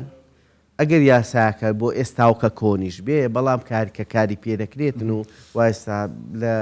پەرلەمە لە گشت هەموارکردنەوەی یان کار دەکات لەسەر هەموارکردنەوەی بەڵام وڵاتێکی وەکو عێراق تاوکو ئێستا یاسایکی تایبەت بە یاسای پەیوەندیکردن و یاسا ئەلکترۆنیکان نییە بەڵام ئێمە لە 2008 ئەو یاسایە دەرهاتووە کە دەتوانانی ئێستا تاکو ئێستا و کەشکاری لەسەر بکەیت و تا سزایەکەشی قورسە وی هەر بژی ئیشڵۆ هەمی دیر بن توش بینە بتاوانە و ئەم گەلە گەلە خۆشحاڵین کوهین وی کەشەهەوەی ئارام بوومە درستکن سپاس بۆ خودێ دیفرۆ سپاس بۆ حکومەت هەرێما کوردستان زۆر سپاس بۆ ساعتات خزمەتیش ئێمە دەستگا ئەمنیەکان لەگەڵ دەستگا ڕاگەیاندنەکان تاواکەری یەکین بەڕاستی لەبەر ئەوەی ئەو ئەمنیەتی شاری هەولێر دەمێ ئاماژە بەوە بکەم ئەو ئەمنیەتی شاری هەولێر تەنها بۆ خودی کەس و لایەنێک و یان دەستگایەک نییە بۆ خودی هەموو تاکێکی کۆمەلگایە کە بدەیوێتن لە نێو ئەو شاری هەولێر یان لە هەرێمی کوردستان بژی ئەو ئەمنیەتی شاری هەولێر وای کردووە لە چاو و شارەکانی تری عێراق خوارەوی عێراق بەڕاستی بێتە مای سرنج و لەگەڵ دەوروبەرشمان و هەرێمەکانی تر هەولێر بۆتە مای سمبولی ئارامی و پێکەوە ژیان وەکو ئاماژەم پێکرد لە سەرەتاکانت خۆش بێ زۆر گەلە گەلک سپاس بووە گەلە گەلە بخێرات زۆر هەر گەلە خۆشحاڵدەم هۆگرازیز گوتە بێژی پۆلیسی هەولێر سپاسمان دوو نەبیت زۆر سپاس چۆن جەماعە باش قوربان یا ڕەبی قەلبتان ساغ شتێکی تایبەت باش سەفەر دەکەین سەفەر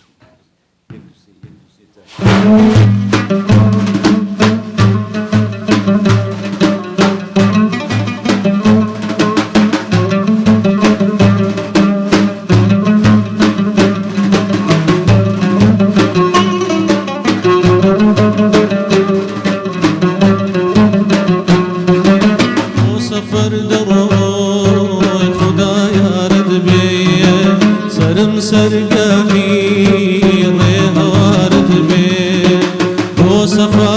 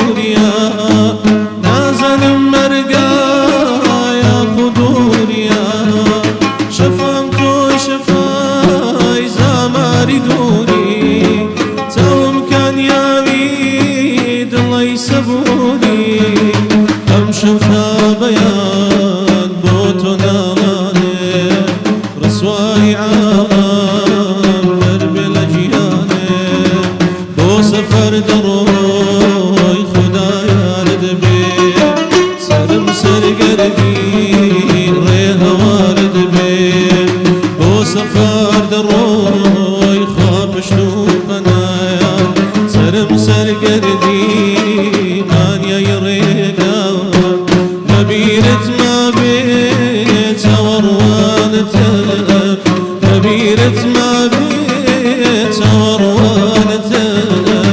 لني ومشانا بريشانته لني ومشانا سرقردانته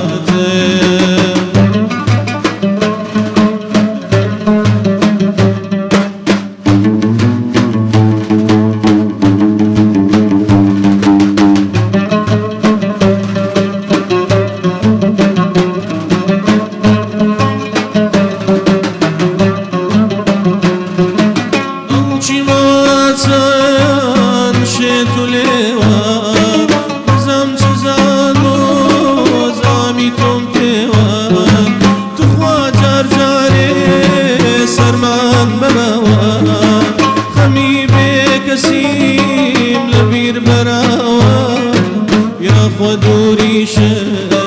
ولم نقرينو جانت عزيز صبور بصبور وصفار دروي خدايا ردبي سلم سرق قلبي ريها وارد بي وصفر دروي خواب شلوكنا سرم سرق قلبي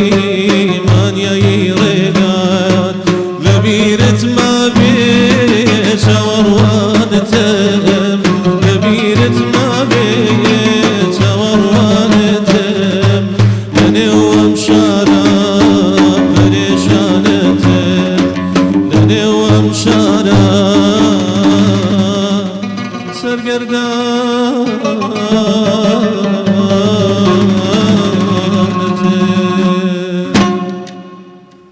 اي ما شاء الله اي ما شاء الله هرب منن او بدنگ و تەکنیکی قورگ و ئەوانش بە ئامێرەکانیان هێک دەستان خۆش چ نەما تاخذ ئەمژی بەس گوێ خۆت دینێ ئەرە والله لێ پاشای نام چ بوو ئەو بدەوێ ئوستاز پشتێ جەوی گەرم کردی جەماعەتێ ماشاءالله والله دەرەی لە ئەوەینە لە نەوروز والله جوي وانا والله اگر باسی تکەی بکە ماچی بێ باسی تکەی بکە والله هيك دەستینە دەری ئینشاءالله پاشێ و کەمان لەوێ دەبێت ئینشاءالله بەس خراپە ئەمن هیچت پێ ناخورێ یانی بڕیارم دایە کەم نانی بخۆم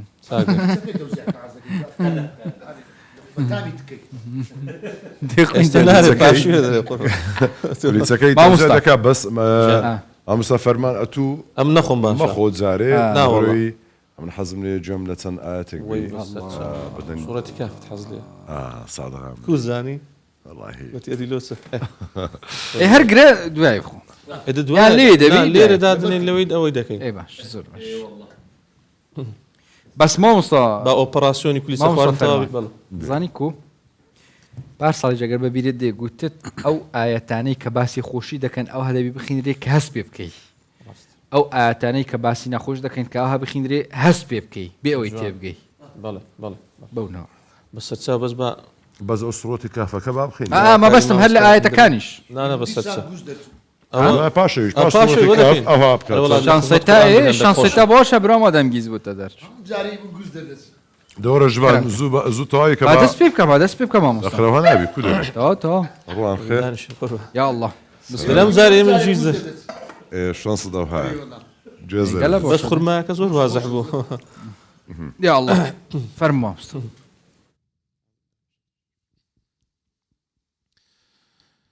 بسم الله الرحمن الرحيم الحمد لله الذي أنزل على عبده الكتاب ولم يجعل له عوجا قيما لينذر بأسا شديدا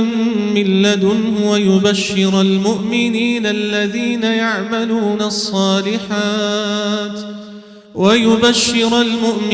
الذين يعملون الصالحات أن لهم أجرا حسنا ماكثين فيه أبدا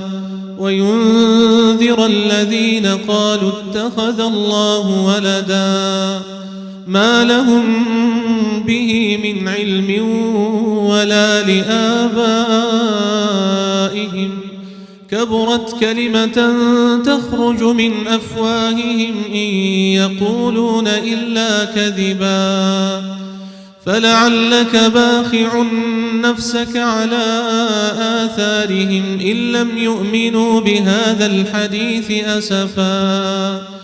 إنا جعلنا ما على الأرض زينة لها لنبلوهم أيهم أحسن عملا وإنا لجاعلون ما عليها صعيدا جرزا أم حسبت أن أصحاب الكهف والرقيم كانوا من آياتنا عجبا إذ أوى الفتية إلى الكهف فقالوا ربنا آتنا من لدنك رحمة وهيئ لنا من أمرنا رشدا أخوي كدست بخين القرآن كده أمن قلت يكسر تفسيرك بروا أنا والله الحمد لله خوز قال قريب أي إن شاء الله إن شاء الله أو تفسير إن شاء الله زارزة إن شاء الله ديك دقة إن شاء الله استاذ أسبيدا كاين والله للدروجي أخيري للدروجي آخر نكو أمن متزأل من النبي ما تزال دبي إن شاء الله أو تفسير دليتسه إن شاء الله دبي بيوا لا إن شاء الله بيكوا إن شاء الله سورتي كهف بو تسن سورتي شي بيكوا سورة كهف تاو داكين تاو كردن وبزانم برنامج شي دوي زور باشا كان عادي دي تقرأنا بيلوس بخوي بتنه تفسير أبدا بتنه ببيت تفسير أجل ببيت تفسير استأم مثلا بخين 26 و 25 دقيقة أو زبط أو زيادة كذا ما مستعف فرمان طلع الجان برامك تفسير استناكري تفسيرك هرجرة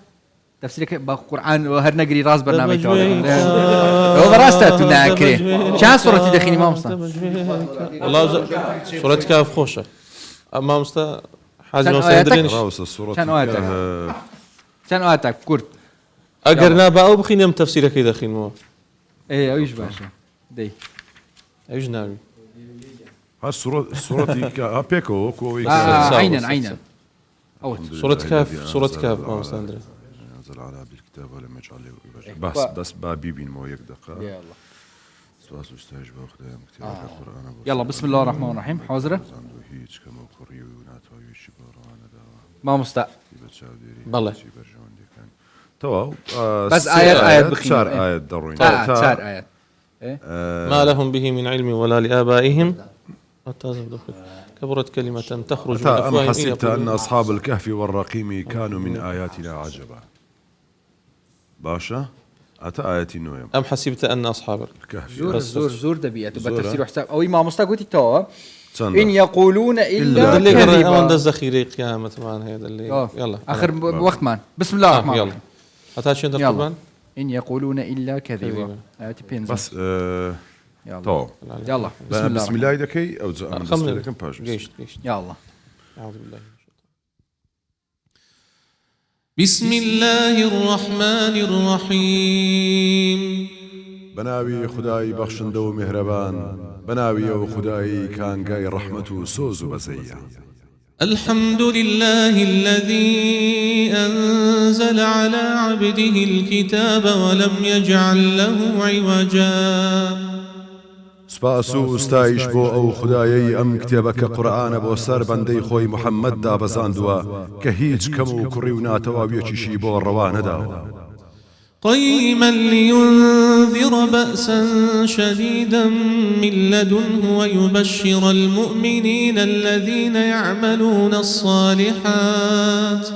ويبشر المؤمنين الذين يعملون الصالحات أن لهم أجرا حسنا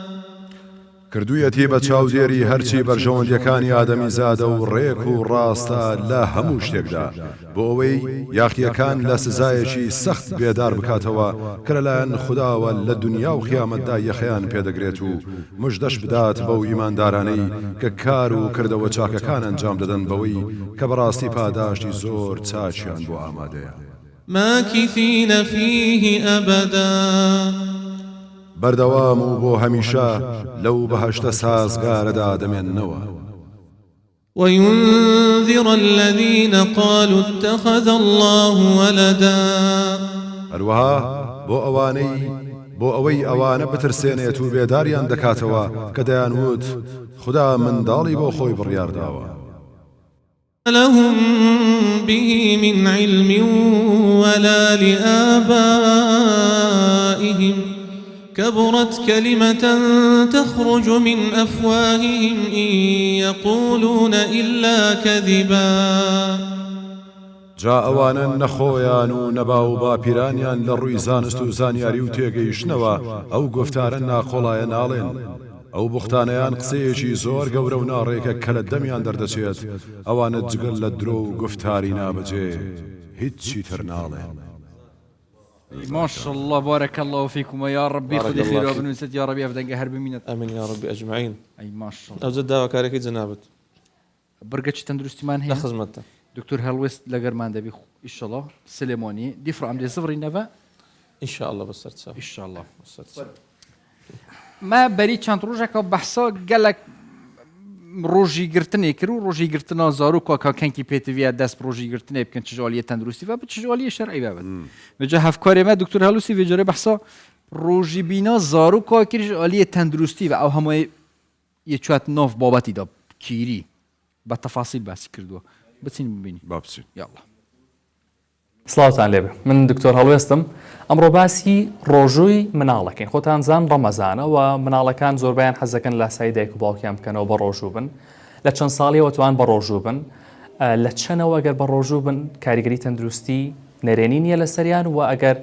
لە تەمەنی چەند ساڵیا بە ڕۆژوو بن کاریگەری نەرێنی لەسەر جەستەیان دروست دەکات من ئێستا دوو میوانم هەیە خوشک و برایەکەن ڕێنوا و ئەنوا لەگەڵامان گفتوگۆی ڕۆژوگرتنەکەم دوای ئەو ئەچمە لای باوکیان پێتانڵێم کە باوکیان کێ تۆ ڕێنوا لە کێوە بە ڕۆژوە بێ ئێستا بە ڕۆژوەبی لە 12 ساڵیە بەڵێ ئێستا 12 ساڵم و هەروها لە تەمەنی 10 ساڵیەوە بە ڕۆژوە بم ئەی پێش 10 ساڵی من بیستمە تۆ حەز دەکرد بە ڕۆژوبی بەس ڕۆژوەکە و چۆن بۆ کات پێش 10 ساڵی من باوکم ینی نێ هێش لەبەرەوەی ئەیوت باری تەندروستیتان تێکەچێت ئەیوت هەتا نیێڕۆ بە ڕۆژوو بن باشترە یعنی تۆ پێش 10 ساڵی هەتاوکو نیۆڕۆ بە ڕۆژۆبی لەبەرەوەی تەندروستی تێک نەچێ خۆت بپارێزی و دوای 10 ساڵی کە بووی بە 11 و 12 ڕۆژی مەزبوطەکریوە زۆر باش ئەنوا تۆ چۆنی منیش باشی چەند ساڵ بووی تو ئەنوا من کاتێ بە ڕۆژوو بووم لە 10 ساڵیەوە بە ڕۆژوو بووم لە دەوە بە ڕۆژی تۆ لە 11 ببووم لە 11 بە ڕۆژی باش ئێستا چەند ساڵی چواردەی واتە تۆ 11 12 13 چواردە تۆ بە ڕۆژووی بە تەواوەتی بەبێ کێشە ئەی پێش 11 ساڵی کە ئەویست بە ڕۆژوو بوویت و هەستە کرد چیان پێوتی لەبەرەوەی خێزانەکەم زۆر بەلایەنەوە باش نەبوو لەبەر باری تەندروستیم بۆیە بە ڕۆژوو نابووم پێم باشتر بوو تۆ شەرۆک و ڕێنوای براوە تاوەکو نیۆڕۆتان گرت دوو ڕۆژتان نیۆڕۆتان گرت و دوایەتان کرد بە یەک ڕۆژ زۆر باشە ئەی ئێستا کەس زۆرە لەیەکا بڵێ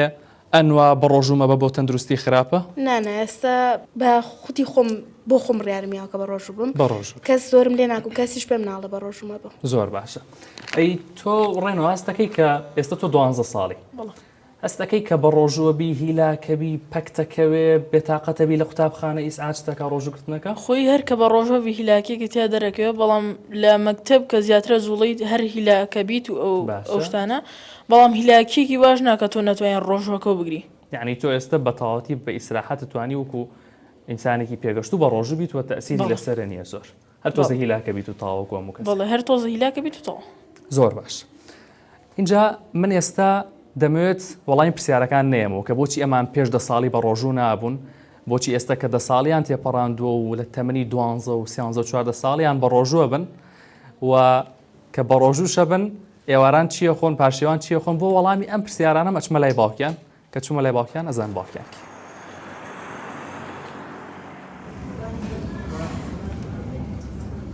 من ئێستا لای باوکی ڕێنوا و ئەنوا هەموو پرسیارەکانم هێناوە بۆ ئەو چکە باوکی ئەوان دکتۆر پشدار عەبدوڵڵا بەڕێوەبەری نەخۆشخانەی مناڵانی سلێمانی بزانم بۆچی حکمەتی ئەو چیە کە لە پێش 10 ساڵیەوە مناڵەکانی هیچیان بە ڕۆژوو نەبوون و ئێستا بەربانگ بە چیەکەنەوە مناڵەکانی پاشێوان چۆنەکەن هەموو پرسیارەکان لە دکتۆرەکە دکتۆر سڵاو لێ سڵاو لە بەڕێزشان دکتۆرگیان بۆچی مناڵەکانە هەردووکیانوتیان ئێمە لە پێش 10 ساڵیەوە ڕۆژیتان یۆڕۆمان گرتووە بۆچی وایە؟ خۆی پرۆسی ڕۆژوگرتن پرۆسەیە کە ئامادەگی ئەوێت هەم لە ڕووی جستەیەوە هەم لە ڕووی دەرونیەوە هەر کاتێک کە ئەو مناڵە هەم لە ڕووی دەرونی و جستەیەوە ئامادە نەبوو کەواتە تۆ کاتە لە جاتیەوەی سوود بە مناڵەکە بگەێنە بە دڵنیاوە زیانێکی زۆر بە تەندروستیە بێ مناڵەکانی من لەوانێت تا ڕادی لەگە مناڵی تر جیاواز بێت تۆزێ پێش شما خسون ئاتەن مناڵی تر ئەگەر ینی گەشە و شتی زۆر باش نەبێ 12 بۆ 14 تەمەنێکی زۆر گونجاوە بۆی کە تیا مناڵ بە ڕۆژوو بێت بە مەرجێک کە کێشەیەکی تەندروستی نەبێت و یاخود لە ڕووی گەشەشەوە لە ڕووی بڵین پێکهاتەی جەستەیەوە ئامادەی تیابێت تۆ پێت باشە لە 12 بۆ 14 ساڵی مناڵ بە ڕۆژوو بێ ئەگەر کێشەی تەندروستی حتا لە ڕووی ئاینی پیرۆزی ئیسلامی شۆڵای ئەگەر مناڵ کاتی باڵغ بوون ڕۆژووی لەسەر واتە ئەو کاتی باڵغ بوون لە کچە عادەتەن 12 ساڵی باڵغ بوونەوە لە کوڕیشە تقریبا 14 بۆ ئەو تەمەنە هەم لە ڕووی ئاینی پیرۆزی ئیسلام و هەم لە ڕووی زانستیشەوە تەمەنێکی زۆر گونجاو بۆ ڕۆژبوون بۆ مناڵ باشە دکتۆر ئەڵێن کۆمەڵێک لێکۆڵی نەوەشت کراوە لەسەر و مناڵانەی کە بە ڕۆژوە بن ئەڵێ ئەکرێت تووشی پەککەوتنیان بکات تووشی هیلاک بوونیان بکات تووشی وشک بوونەوەیان بکە کێشەی گورچیلیان بکە تۆ لەسەر ئەمە چییە؟ خۆی بەدڵنایەوە گەر مناڵێکە ئامادەیتیانە بێ هەم لە ڕووی جستەیەوە هەم ئەگەر نەخۆشیێکی دیاریکراوە هەیە وەک نەخۆشی گورچیلە یاخود نەخۆشی دڵ یا نەخۆشی مێشک و دەمار یاخود هەر سوچگەر یاخود سنگ بۆ مەگەڕەوەیەکی توندی هەیە بەدڵنیایەوە ئەمە هەر نابێ بە ڕۆژوو بن ئەمانە بە هیچ شێوەیە حتا لە تەمەنی گەورەشە خۆ دەزای نایە بە ڕۆژوو بن واگەر مناڵێکیش لاوازی جەستەیی هەبوو بەدڵنیایەوە کێشەی تەندروستی زۆر گەورەی بۆ دروست دەکات بۆیە ئێمە ئەڵێن عادەتەن لە 8 ساڵی و 9 ساڵی و 10 ساڵیە تۆ هەم ئامادەیانەکەیت هەم تەجروبەشیانەکەی بزانین تا چەندێک ئامادەیەتیان بۆ نمونە مناڵەکە ئەڵێ تانی وەڕۆ بە ڕۆژوو بە یان ئەگەر مناڵەکە تاوان هانی بدەیت کە بۆی بە ڕۆژوو بێنەک بۆی کە فشاری لێ بکەن ئەم دووشانە زۆر جیاوازن بەداخەوە زۆر جار فشارێکی زۆر لە مناڵەکە کرێت کە کاریگەری زۆر نەڕێنی هەم لە ڕووی دەرونی و هەم لە ڕووی جەستەیەوە لەسەر مناڵەکە بێت بۆیە تۆ ئامادەی ئەەکەی لە 10 ساڵی بۆ 11 ئەو کاتە خۆت یەگەی ئایا مناڵەکەی خۆ ئامادەی تایە کە بە ڕۆژوویە بە تەواوەتی ڕۆژۆکە واگەر لە هەر کاتێکی شە مناڵەکە هەستی کرد بە هەست بە مادووبوونیەکی زۆر کرد هەستی کرد کە هیلاکێکی زۆری پێوە دیارە خەریکە کێشەی بۆ دروستەکە ئەو کاتە بە دڵنیایەوە بناڵەکە هەمبەی کە ڕۆژۆکەی بشکێنێ و لە ڕۆژی داهاتوو ترانیاڵی بە ڕۆژوو بێت بۆی کە توانای جەستەی بگەڕێتەوە بۆی کە بتوانێت بەلایەنکە ڕۆژۆکانی تر یاخود ساڵەکانی تر بە ڕۆژوو بێت دکتۆر هیچ گریمانەیەک هەیە کە ڕۆژوگرتن ڕۆژی ئەو مانگە گەشەی مناڵ بوەستێنێ لە ئەو تەمەنی گەشەیە خۆی ئەگەر مناڵەکە لە ڕووی جەستەیەوە باش بێت بە دڵنیایەوە زۆر جار کاریگەری لەوانەیە پۆزتیڤە بێت چونکە لە برسێتیە هۆرمۆنی گەشە دەرەدرێ کە هۆرمۆنی گەشە دەرێ لەوانەیە باڵایان زیاتریش بەرز بێت تا ئەوەی ئەو بێ بەڵام طبعاً ئەگەر مناڵەکە خۆی کێشەیەکی تەندروستیە بێ و لاواز بێ بە دڵنیایەوە کاریگەری زۆر خراپیە بێت و گەشەشی دواخات و کاریگەری یاخود لەوانەیە لە ڕووی جەستەیەوە لە ڕووی نەخۆشیەوە کۆمەڵک نەخۆشی بەداواداوی بە تایبەتی وشک بوونەوە یاخود دابەزینی شەکر یاخود کۆمەڵە کاریگەری تر باش دکتۆر وتمان ئەو مناڵانەی کە لە 12 بۆ 14 ساڵ ئەیانەوێت بە ڕۆژوو بن وردە دەتوان بە ڕۆژوو بن بەس مناڵمان هەیە لەو تەمەنەشانیە و هەرمە کوڕیشە هەر داوا کە هەر بیان وەگرێکە بە ڕۆژوو بێ ئەوی تر دایک و باوکشی حەزەکەن بە ڕۆژوو بێ لە تەمەنێکی مناڵیش لە 14 ساڵیەوە تۆ پێت وایە بێت چۆن خزمەت بکرێن پارشێوانیان چۆن بێ بەربانگیان چۆن بێ بۆ مناڵەکانی خۆشە بەربانگ و پارشێ بچیان پێڵ خۆی گرنگە بەڕاستی مناڵ هان بدرێ نەک فشاری لێ بکرێت کاتێک کە تۆ هانەدا ئەو کاتە مناڵەکە بە دڵنایەوە هەندانەکە بەس بەشیەوە بێکە فشار لە مناڵەکە نەکرێت لە ڕووی جەستەیەوە فشار لە خۆی نەکا مناڵەکە ئەوە یەک دۆمیان ئەگەر مناڵەکە زانیو کە بە ڕۆژووە بێ هەروە گەوران باشترە ئەو خواردنانەی پێ بدرێت کە وزەیەکی باشی پێدەن چەورێکی باشی تیا چەوری سوودبەخش وەلا هەمان کات دووری بقێتەوە لە خواردنی سوێر و شیرینی و ئەو خواردنە میوەی پێبەی کە بڕێکی زۆر باش هەمووزە و هەم ئاو شلەمەنی پێەیە کە مناڵەکە بە ڕۆژی بێ لە پارشێوانە ئاتەن ئێمە هێلکە خۆین گوێزی باشە خۆین و ماست و میوەی خۆین لەو کاتانە هەبووی کە وزەکەی باشتر ئەمێنێتەوە لە ڕۆژە و تینو ناکە و برسیش ناکە و بۆیە باشتر بەریەگرێ بۆ مناڵ حتا نەک مناڵەکان خۆشمان بە هەماشەوە و لێوەرانیش عادەتەن ئێمە چیەکەین یەکەم جار بە خورما لە دوایەوە سوپێگە خۆین زەڵاتەیەگە خۆین ئیتر دوایەوە نوێژەکانمانەکەین تەمان تۆزێ ئەوەستین لە تقریبا بیزەقەیەکی پێچێ بۆ نیو سەعاتی لە دوایەوە ئیتر خواردنەکانمانە خۆین اینجا بەو شێوازە بەردەوام بێ میوەیەک ئەگەر شتێک هەبێ خۆی لە دوایە تا پارشێو یعنی کاتێک کە تۆ هەم خواردنێک خۆی کە وزەیەکی باشی تیابێ وزەیەکی تەندروستی تیابێ هەم خۆشت لەو شتانە بە دوور بگری وەکو خوێ وەکو شیرینی بۆی کە ڕۆژی داهاتووە کە تۆ لە ڕۆژوو دایت هەم داوای ئاوی زۆر لێنەکە هەم داوای وزەی زۆریش لێنەکات پوختەی بەرنامەکە دووشتە شتی یەکەم قسەی یەکەمم بۆ دایکان و باوکان بە هیچ شێوەیەک مێڵن مناڵ لە تەمەنی 9 ساڵی و 10 ساڵی کەمتر بە ڕۆژوو ببێت چونکە لەو تەمەنەیە زۆر ناسکن و تەندروستیان بەرگەی ئەو هەموو کاتژمێرە برسێتی و تینوێتیە ناگرێت کە گەورە بوونەوە کاتە دەکرێت بە ڕۆژوو بن و ئێوارانیش لە کاتی بەربانگدا و لە ژەمەکانی تردا شیرینی و چەوریان زۆر مێنێ و ئەگەر زانیت منداڵەکەت لەو منداڵانەیە کە هەر بە ڕۆژووە بێ سبێنێ بۆ پارچێ و هەڵی سێنە نەک بڵێ هەڵی ناسێنم بەڵکو سبێنێ بە ڕۆژوو نەبێت چونکە ئەگەر وا بکەیت و منداڵەکە هەر ڕۆژووی کرد ئەو کاتە زیانی زیاترت بە تەندروستی گەیاند قسەی دووەم بۆ منداڵەکانە ئێوەش بە قسەی دایکان و باوکانی خۆتان بکەن کەوان پێتان ئەڵێن بە ڕۆژوو مەبن هێشتا تەمەنی ئێوە نییە هەوڵبەن بە قسەیان بکەن و بە ڕۆژوو نەبن و ئێواران کە ڕۆژۆکەتان شکان بە خورمایەک بیشکێنن شیرینی و لوقمە قازی و ئەو شتانە زۆر مەخۆن و ئەگەر سوپتان هەبوو سوپێک بخۆن سەرەتا دوای دەستکەن بە خواردنەکانی تر لە پارشێوانیشە خواردنێکی چاک بخۆن و لە نێوان بەربان کە تاوکو پارشێ و بەلایانی کەمەوە 8 پەرداخ ئاو بخۆنەوە جگە لەوەش ماستا و شەربەت و ئەوانە بخۆن و هەوڵبن کۆلا و پیپسی ئەوانەش ئەم ڕەمەزانت تەرکەن چونکە ئەم بۆ تەندروستیتان خراپە هەم سبێنێ زیاتر تینوتان دەکات بە هیوای ڕەمەزانێکی تەندروست بۆم بڵێک بەڵێ بەڕێزان لە دەرەوە سلااوان لێبێت هاتینە دەرەوە جارێکی دیکە مامۆستا بنار لەگەڵ مامۆستا سەردار خەریکی ئەوە بوون وڵا هەمووتان پێکەوە خەریکی گۆشت برژاندم و نامە خواردمان من دوسێ پشتێک خوارن هەندێکمان لێ خوارد دەستان خۆشبی ئەوە خەریکی چایە و ئەو چایەکە ڕژە مامۆستا سەردار مامسەر ئەو بدەین دیاڵە بە لێرە ژوان ئێستا کاتی ئەوەیە بەرهەمەکانی ئەوانە بناسیێنین بابزانین کامە وێنە کامە لەو حەهی کامەیە ئەوەی لە دەستە چی ئی خاتو بەهاریە ماشەڵڵا خاتو بەهار ئەوە چییە ئەوە لە حەکی دووڕوویە ها ئینسانی دووڕۆ خراپە بەس لەو حەی دووڕوت جوانەوە مایک کە فەرموو ئەی خو دەنجیم دەڕۆوە نییە ها گوتم ئینسانی دووڕوو خراپە بەس لەو حەی دووڕوو وەڵڵای شتە چڕاک ئەو بۆ فکرێ مامسم ئەوە بخۆی دار ئەو دارانی کە دەسووتێن لە سیاکان لە شاخکان لە باخچەکان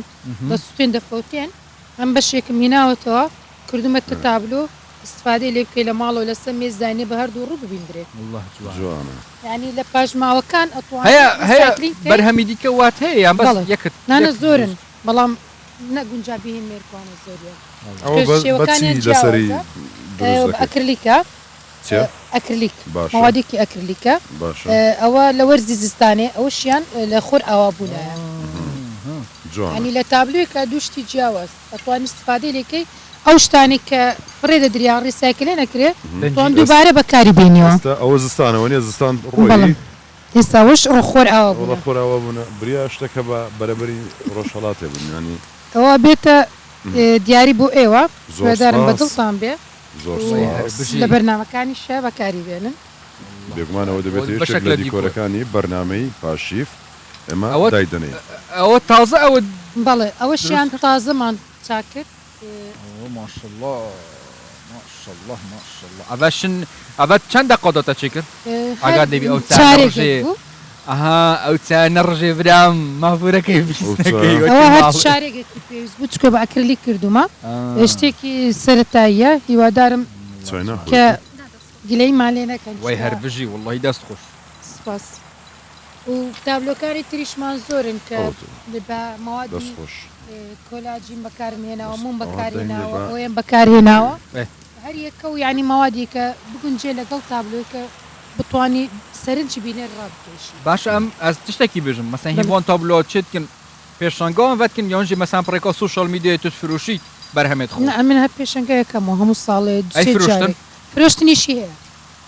دەکەوێتە سەر ئەو کەسێک کە حەزی بە چییە ئێستا هەر یەک و حەزی بە شتێکە ینی لە ماڵی خۆی بەکاری بێنیان لە هۆڵێکە یاخود لە دیوەخانێکە شتێک کە لەگەڵ خۆیان لەگەر حەزی و کەسە بگونجێ لە ماڵەوە بەکاری بێن مەسان نوکە ئەیکی تابلۆک بێت چ بوو تا بێژت مەسەنە من فلان تابلو بێت پڕێکۆ ئینستاگرامی پڕێکۆ فەیسبوکمانێ ئینستاگراممان هەیە بە ناوی هەنسک شێروانی هەنسک شێروان بەڵێ شێروانی نە شێروان هەنسک شێروانی هەدی خود ناوت بەهار ئەی هەنسکە چیات ئەوە پەیجەکەیە شتش تایبەت لە پشتی هەنس شێوانی وێ هەر بژ دەستەکانت خۆشبی با بێنە لای خاتوو ڕێژنا خات و ڕێژنا بەرهەمەکانی تۆ کامانە بوون بەس مایکەکەت پێبی باشە بەرهەمەکانی من ئەوانی ئێرن ئەوانەی کە بە فەحم و بە قەڵەم ڕساس و بە قەڵەم ڕساس تێکستیشیان لەسرە بەڵێ ئەوەیان تێکەڵی شعر و ڕسمە ئەوە ڕسمی مامۆستا زارایە ئەوەی لە ڕۆژهەڵات لەسەر ئەوەی کە زمانی کوردی دەگۆتەوە گیرە لەلایەن حکوومەتی ئێران تەنها لەبەر ئەوەی کە خۆبەخش بوو و زمانی کوردی دەگۆتەوە تێکستێکی قانەعی لەسەر با بخوێنمەوە گەرچی دوژمن وا ئەزانێ من بەدیلی لاڵە بم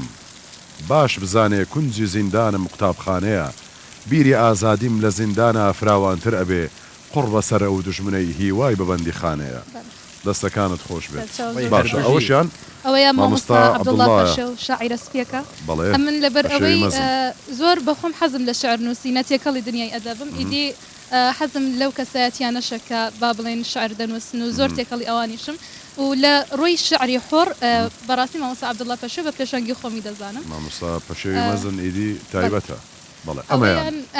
وێنەی کارەساتەکەی باکوور و ڕۆژئاوای کوردستانە بەڵێ و ئەوەشیان وێنەی دای حاجی با بە حاجیەکە کە ئەو دای حاجیە و ئەمە دەزانین کە کاتێک کەسێک پیر دەبیتن دڵی ناسک دەبی لێک بێزار دەبیان ئەو شتانە ڕوو دەداتن بەس بزانە کولتوری جوانی کوردیمان چمان فێر دەکات دین و کولتورمان ئەلێرانە ئەو بابە حاجیە ناوی مام ئەحمەدە و دا حاجیەکەمە ناوی خەتو ڕابیعەیە تەمەنیان هی بابە حاجیەکە 73 ساڵە و دا حاجیەکەش من 71 ساڵە باش ئەوەی کە دا حاجیەکەمان خەتو ڕابیعە نەخۆش دەکەوی لە بۆ ماوەی 3 مانگ هەر ئەوها دەکەویت و هیچ جوڵە و شتی نامینێت بابە حاجیەکە من لە جیاتی ئەوەی کە بێزاری خۆی دەربڕی لەوەی کە پیر بووە یان لەوەی کە با بڵێ نەخۆش بووە هەموو ڕۆژ ئیشەکانی لە بۆ دەکە هەموو خۆشەویستی خۆ پیشان دەدات و هەموو ڕۆژیش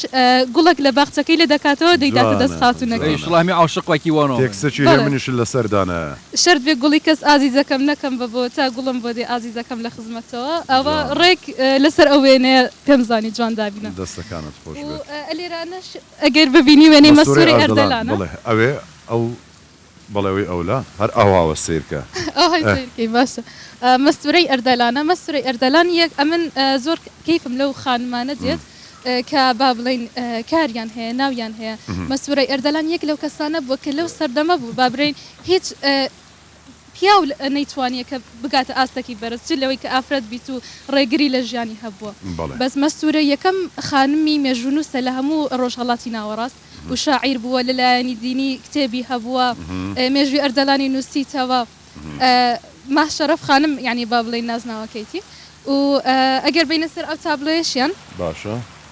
ئەوەی دەڵێت ئارامی بوو بۆ سەودایم کاتێککە تۆم دۆزیەوە کەتی ئەو ئارامیە دیسان سەودا سەریەکە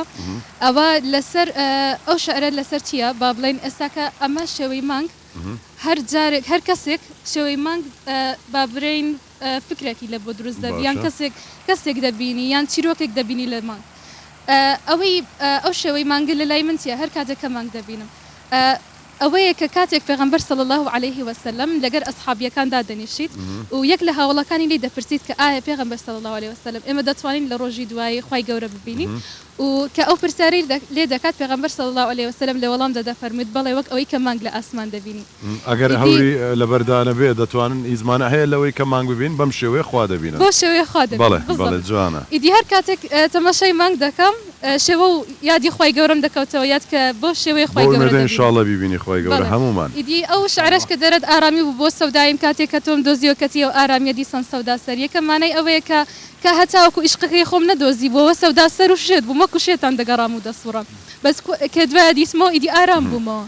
بەس کاتێک کە فکرشم لەوە کرد کە بەچ ڕێگایەک و بەچنەوە ئەکو هەتاوەکو پێی دەکەم چۆن سەختە دیسانەوە چۆن دەستمان بەو بابەتانە بکەوێت یەکێک ئەوەیستەوە پیجی هەبوو ئەوەی تۆ چۆن ئەگەر کەسێک بێوێت ئەمنیش پیجم هەیە لە ئینستاگرام بە ناوی ڕێژنە ئارتست ڕێژنە ئارتست ڕێژنە ئارتست بەم هەم شعرەکان بوو هەم وێنەکانیشمەی لێوێ دەستەکانت خۆش بە هیوای سەرکەوتنی زیاتر وەی هەربژی بینەوە ئەو لای ئەو جەبینەوە یان لەوێ ڕە مامۆستا بنار بابەتەکانی تۆ چییە؟ تایبەتم بە سروشتی کوردستان سێ تابلۆم هینا بوو وەکو بابرێن دیکۆر دامان نبوو هەرسێک سروشی کوردستان خۆمان ئەو دەرچووە ئەوە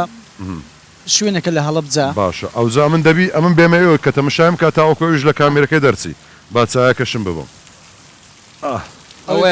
ئەوە بە پێش کامێرەکەش دادێم کاکشیوان ئەو شوێنەکە لە هەڵە بجەی کاکە ببورن ئەو تابلوێ ئەو سەری ئەوە کانی ماسە لە قەڵات زێ ئەوەشیان ئەو ناوی زاوەکەیەوە لە لای هەورەمانە ینی ئەو دیمانەیە لەسەری دروست کردوتەوە ئەم فۆتۆی بەکاردێنم لە ئیشەکانم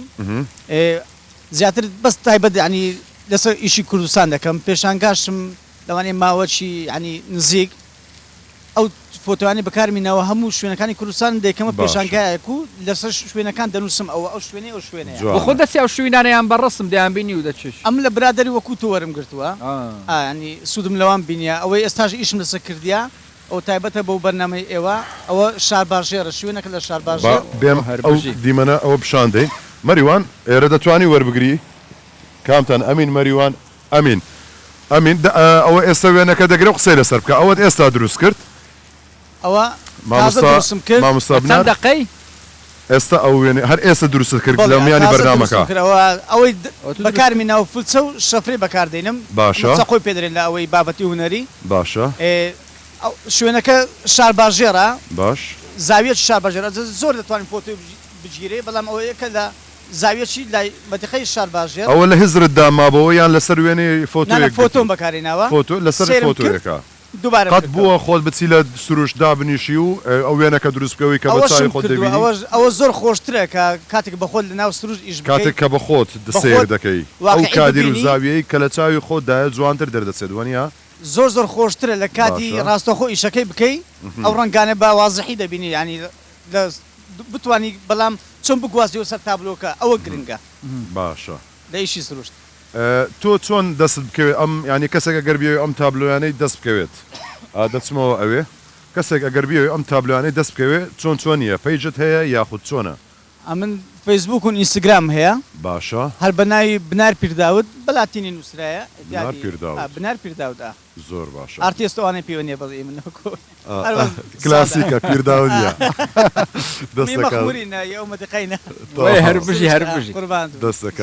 دەستەکان خۆش وێمیانی ئەوە بەشک شۆن و نەرماندۆنە بێ هەپڕێکە ئۆنلاینژی کۆرێت خوب یعنی هەم نیشاندن هەمژیت فروشنجی هەر کەسێکی بێت یعنی نۆبێت خو گوتن هین شێن سەردان و پەیجت وانە بکەن مامۆستا چهان تابلوی تو بوون ئەو فۆتۆیانە فۆتو و تابلو هەردوو تابلو کێشاندن و فۆتۆژی هەردووکەوە تو زیزی سەفرێتکی مەسەن جوها ببینی فۆتۆوە بگری طبعا دەبی لە بۆ مەسەلەی فۆتۆ زوو سەفەر بکەین خۆشەویش شوێنەکان دەگەڕێ و ئەمن زیاتر حەزم لە کەلتوری و هونەریە هەیە مەسەن شتێک ڕوو بدا فۆتۆت نەگرت بی دوای پێش ئۆ خۆزگە فۆتۆەکەم گرت زۆر دێتە پێشنی ئەی چ بکەیت ئەوەی ها حاڵەتانە کەم ببنەوە هەموو کات کامیرێت خۆت ئامادە بکەی هەموو کات کامیرێت بەڵام ئێستا موبایل تەتەوڕات زۆر باشە ئەو موبایلێک کە هەیە دەتوانین مامۆستا سەردارماکەی نزیکەوە دەتوانین باشترین فۆتۆی پێ بگری بە کامێرەش موبایلی لەحظاتە بەڵێ خۆت بەکاردێنی موبایل زۆر بەکاردێنی ئەی ئەوی کامێرەی ئەویش بەکاردێنین بەڵام وەکو لە کاتی زیاتر بتەوێت لە هەموو حاڵەتێک بتوانین شتێک وەربگری مۆبایلەکە دەستکاری فوتوەکان دەکەی یان بەحزە کات بەڵێ بۆ چ کاتێک مەسەر ئەو کاتانی کە پێویست بی هەندێک ڕنگوشتە مەسەرەن زیاتر ڕەنگەکەی تۆق دەکەی یان گۆڕانکاری لە هەندێک هەیە دەکرێت بەڵام بەکەمی فۆتۆ چکە نابی دەستکاری باشە لەو مەسەرەن ئاخیرانە کڕیاری ئەم شتانە هەیە یان هێشتان ئێستا زۆر باش بووە بەگشتی مەسەرەن ئەو شوێنانی کە تازە دروست دەکرێت مەسەرەن وەکو شوێنە بازیگانیەکان یان ماڵە گەورەکان ئێستا فێر بوونە هەم فۆتۆی کوردی هەم شێوەکاری کورد تابلۆشتی دروست دەکەن ئی تو فروشرە بەڵێ زۆر سعرەکەی دەتوانین دیار نییە سارێک هەر یەک و بە شێوازێکە تابلۆ هەیە بەڵێ خۆشە لەوەی خەڵک بزانی کاکە ینی دەست بە هوەرەکەی بکە پاریتی دێنی ئەوە نڵێ ئۆ دیارە بەس کات دەڕوە بەڵام ئاستی خەڵک لە بۆ فۆتۆ بواری شێوەکاری ئێستا زۆر یانە مەبەستم ئەوەیە ها گرانترین سعر بە چەندی فروشرابی مەسەنی دیار نییە چکە تابلۆ هەیە دەڕوە دێنانیت یەکەچی بڵێ بە چەند فرۆشتە ڕقەمەشی بڵێ لا $1000 كمتر زياتر طب ايه والله نعمتي اخوان دبر ما شاء الله ما شاء الله ما شاء الله اما بس او تابلو ايش مان ليره كيس استا الليره تازه بله اي ما شاء الله ملا مصطفى بارزان سركردەی کورد بەس درست هەر بە ئەوە پێ دەڵێن شێوازی گرافیک هەر بە ئەرکلیک بە بۆرەی ڕەش بەس ڕەش بەکارهێنرا وەکو سێبەر دیارە سێبەر بەکارهێنراوە بەڵام ئەوە تەکنیکە پێی دەڵێن گرافیک هونەرەکە لە هونەرەکانی بواری شێوەکاری لە کوردستان کەمتر ئیشی لەسەر لە سوشال میدیا ئەو شتانە دەفرۆشیان تابلۆکان و ئەمن ئەتاسە نەمفرۆشتەکەم بەتەمای بەخوای ئەگەر هەبی بۆنە بە سوشال میدیا ئەگەر یەکێک بەرهەمەکانت مەسەن بیاوی ببینی بەناوی خۆمە سەردار قادر سەردار قادر لە ئینستاگرام لە هەمووی یەک ناوە ژوان کات نەما کات نەما ئەمە بچینە ژوورە شتێک پێشکەش شتێکی کورت ینی پێڕا ناگەین سرودێک بڕوە ئەوزە سرود دەڕوە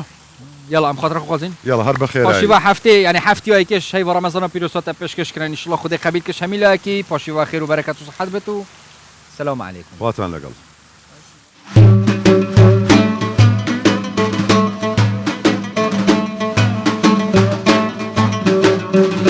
ربي بين صلوات صلوات بو حبيبي خوش لقيته أحمد وأسعد محمد محمد مجتبى يا مصطفى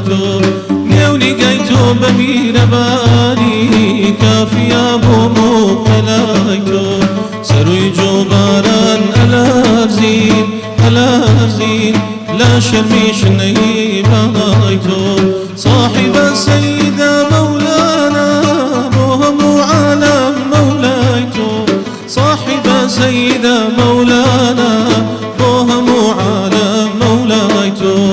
أم جهانا شاي ظلماتا ظلماتا قرن بنوري شرايتو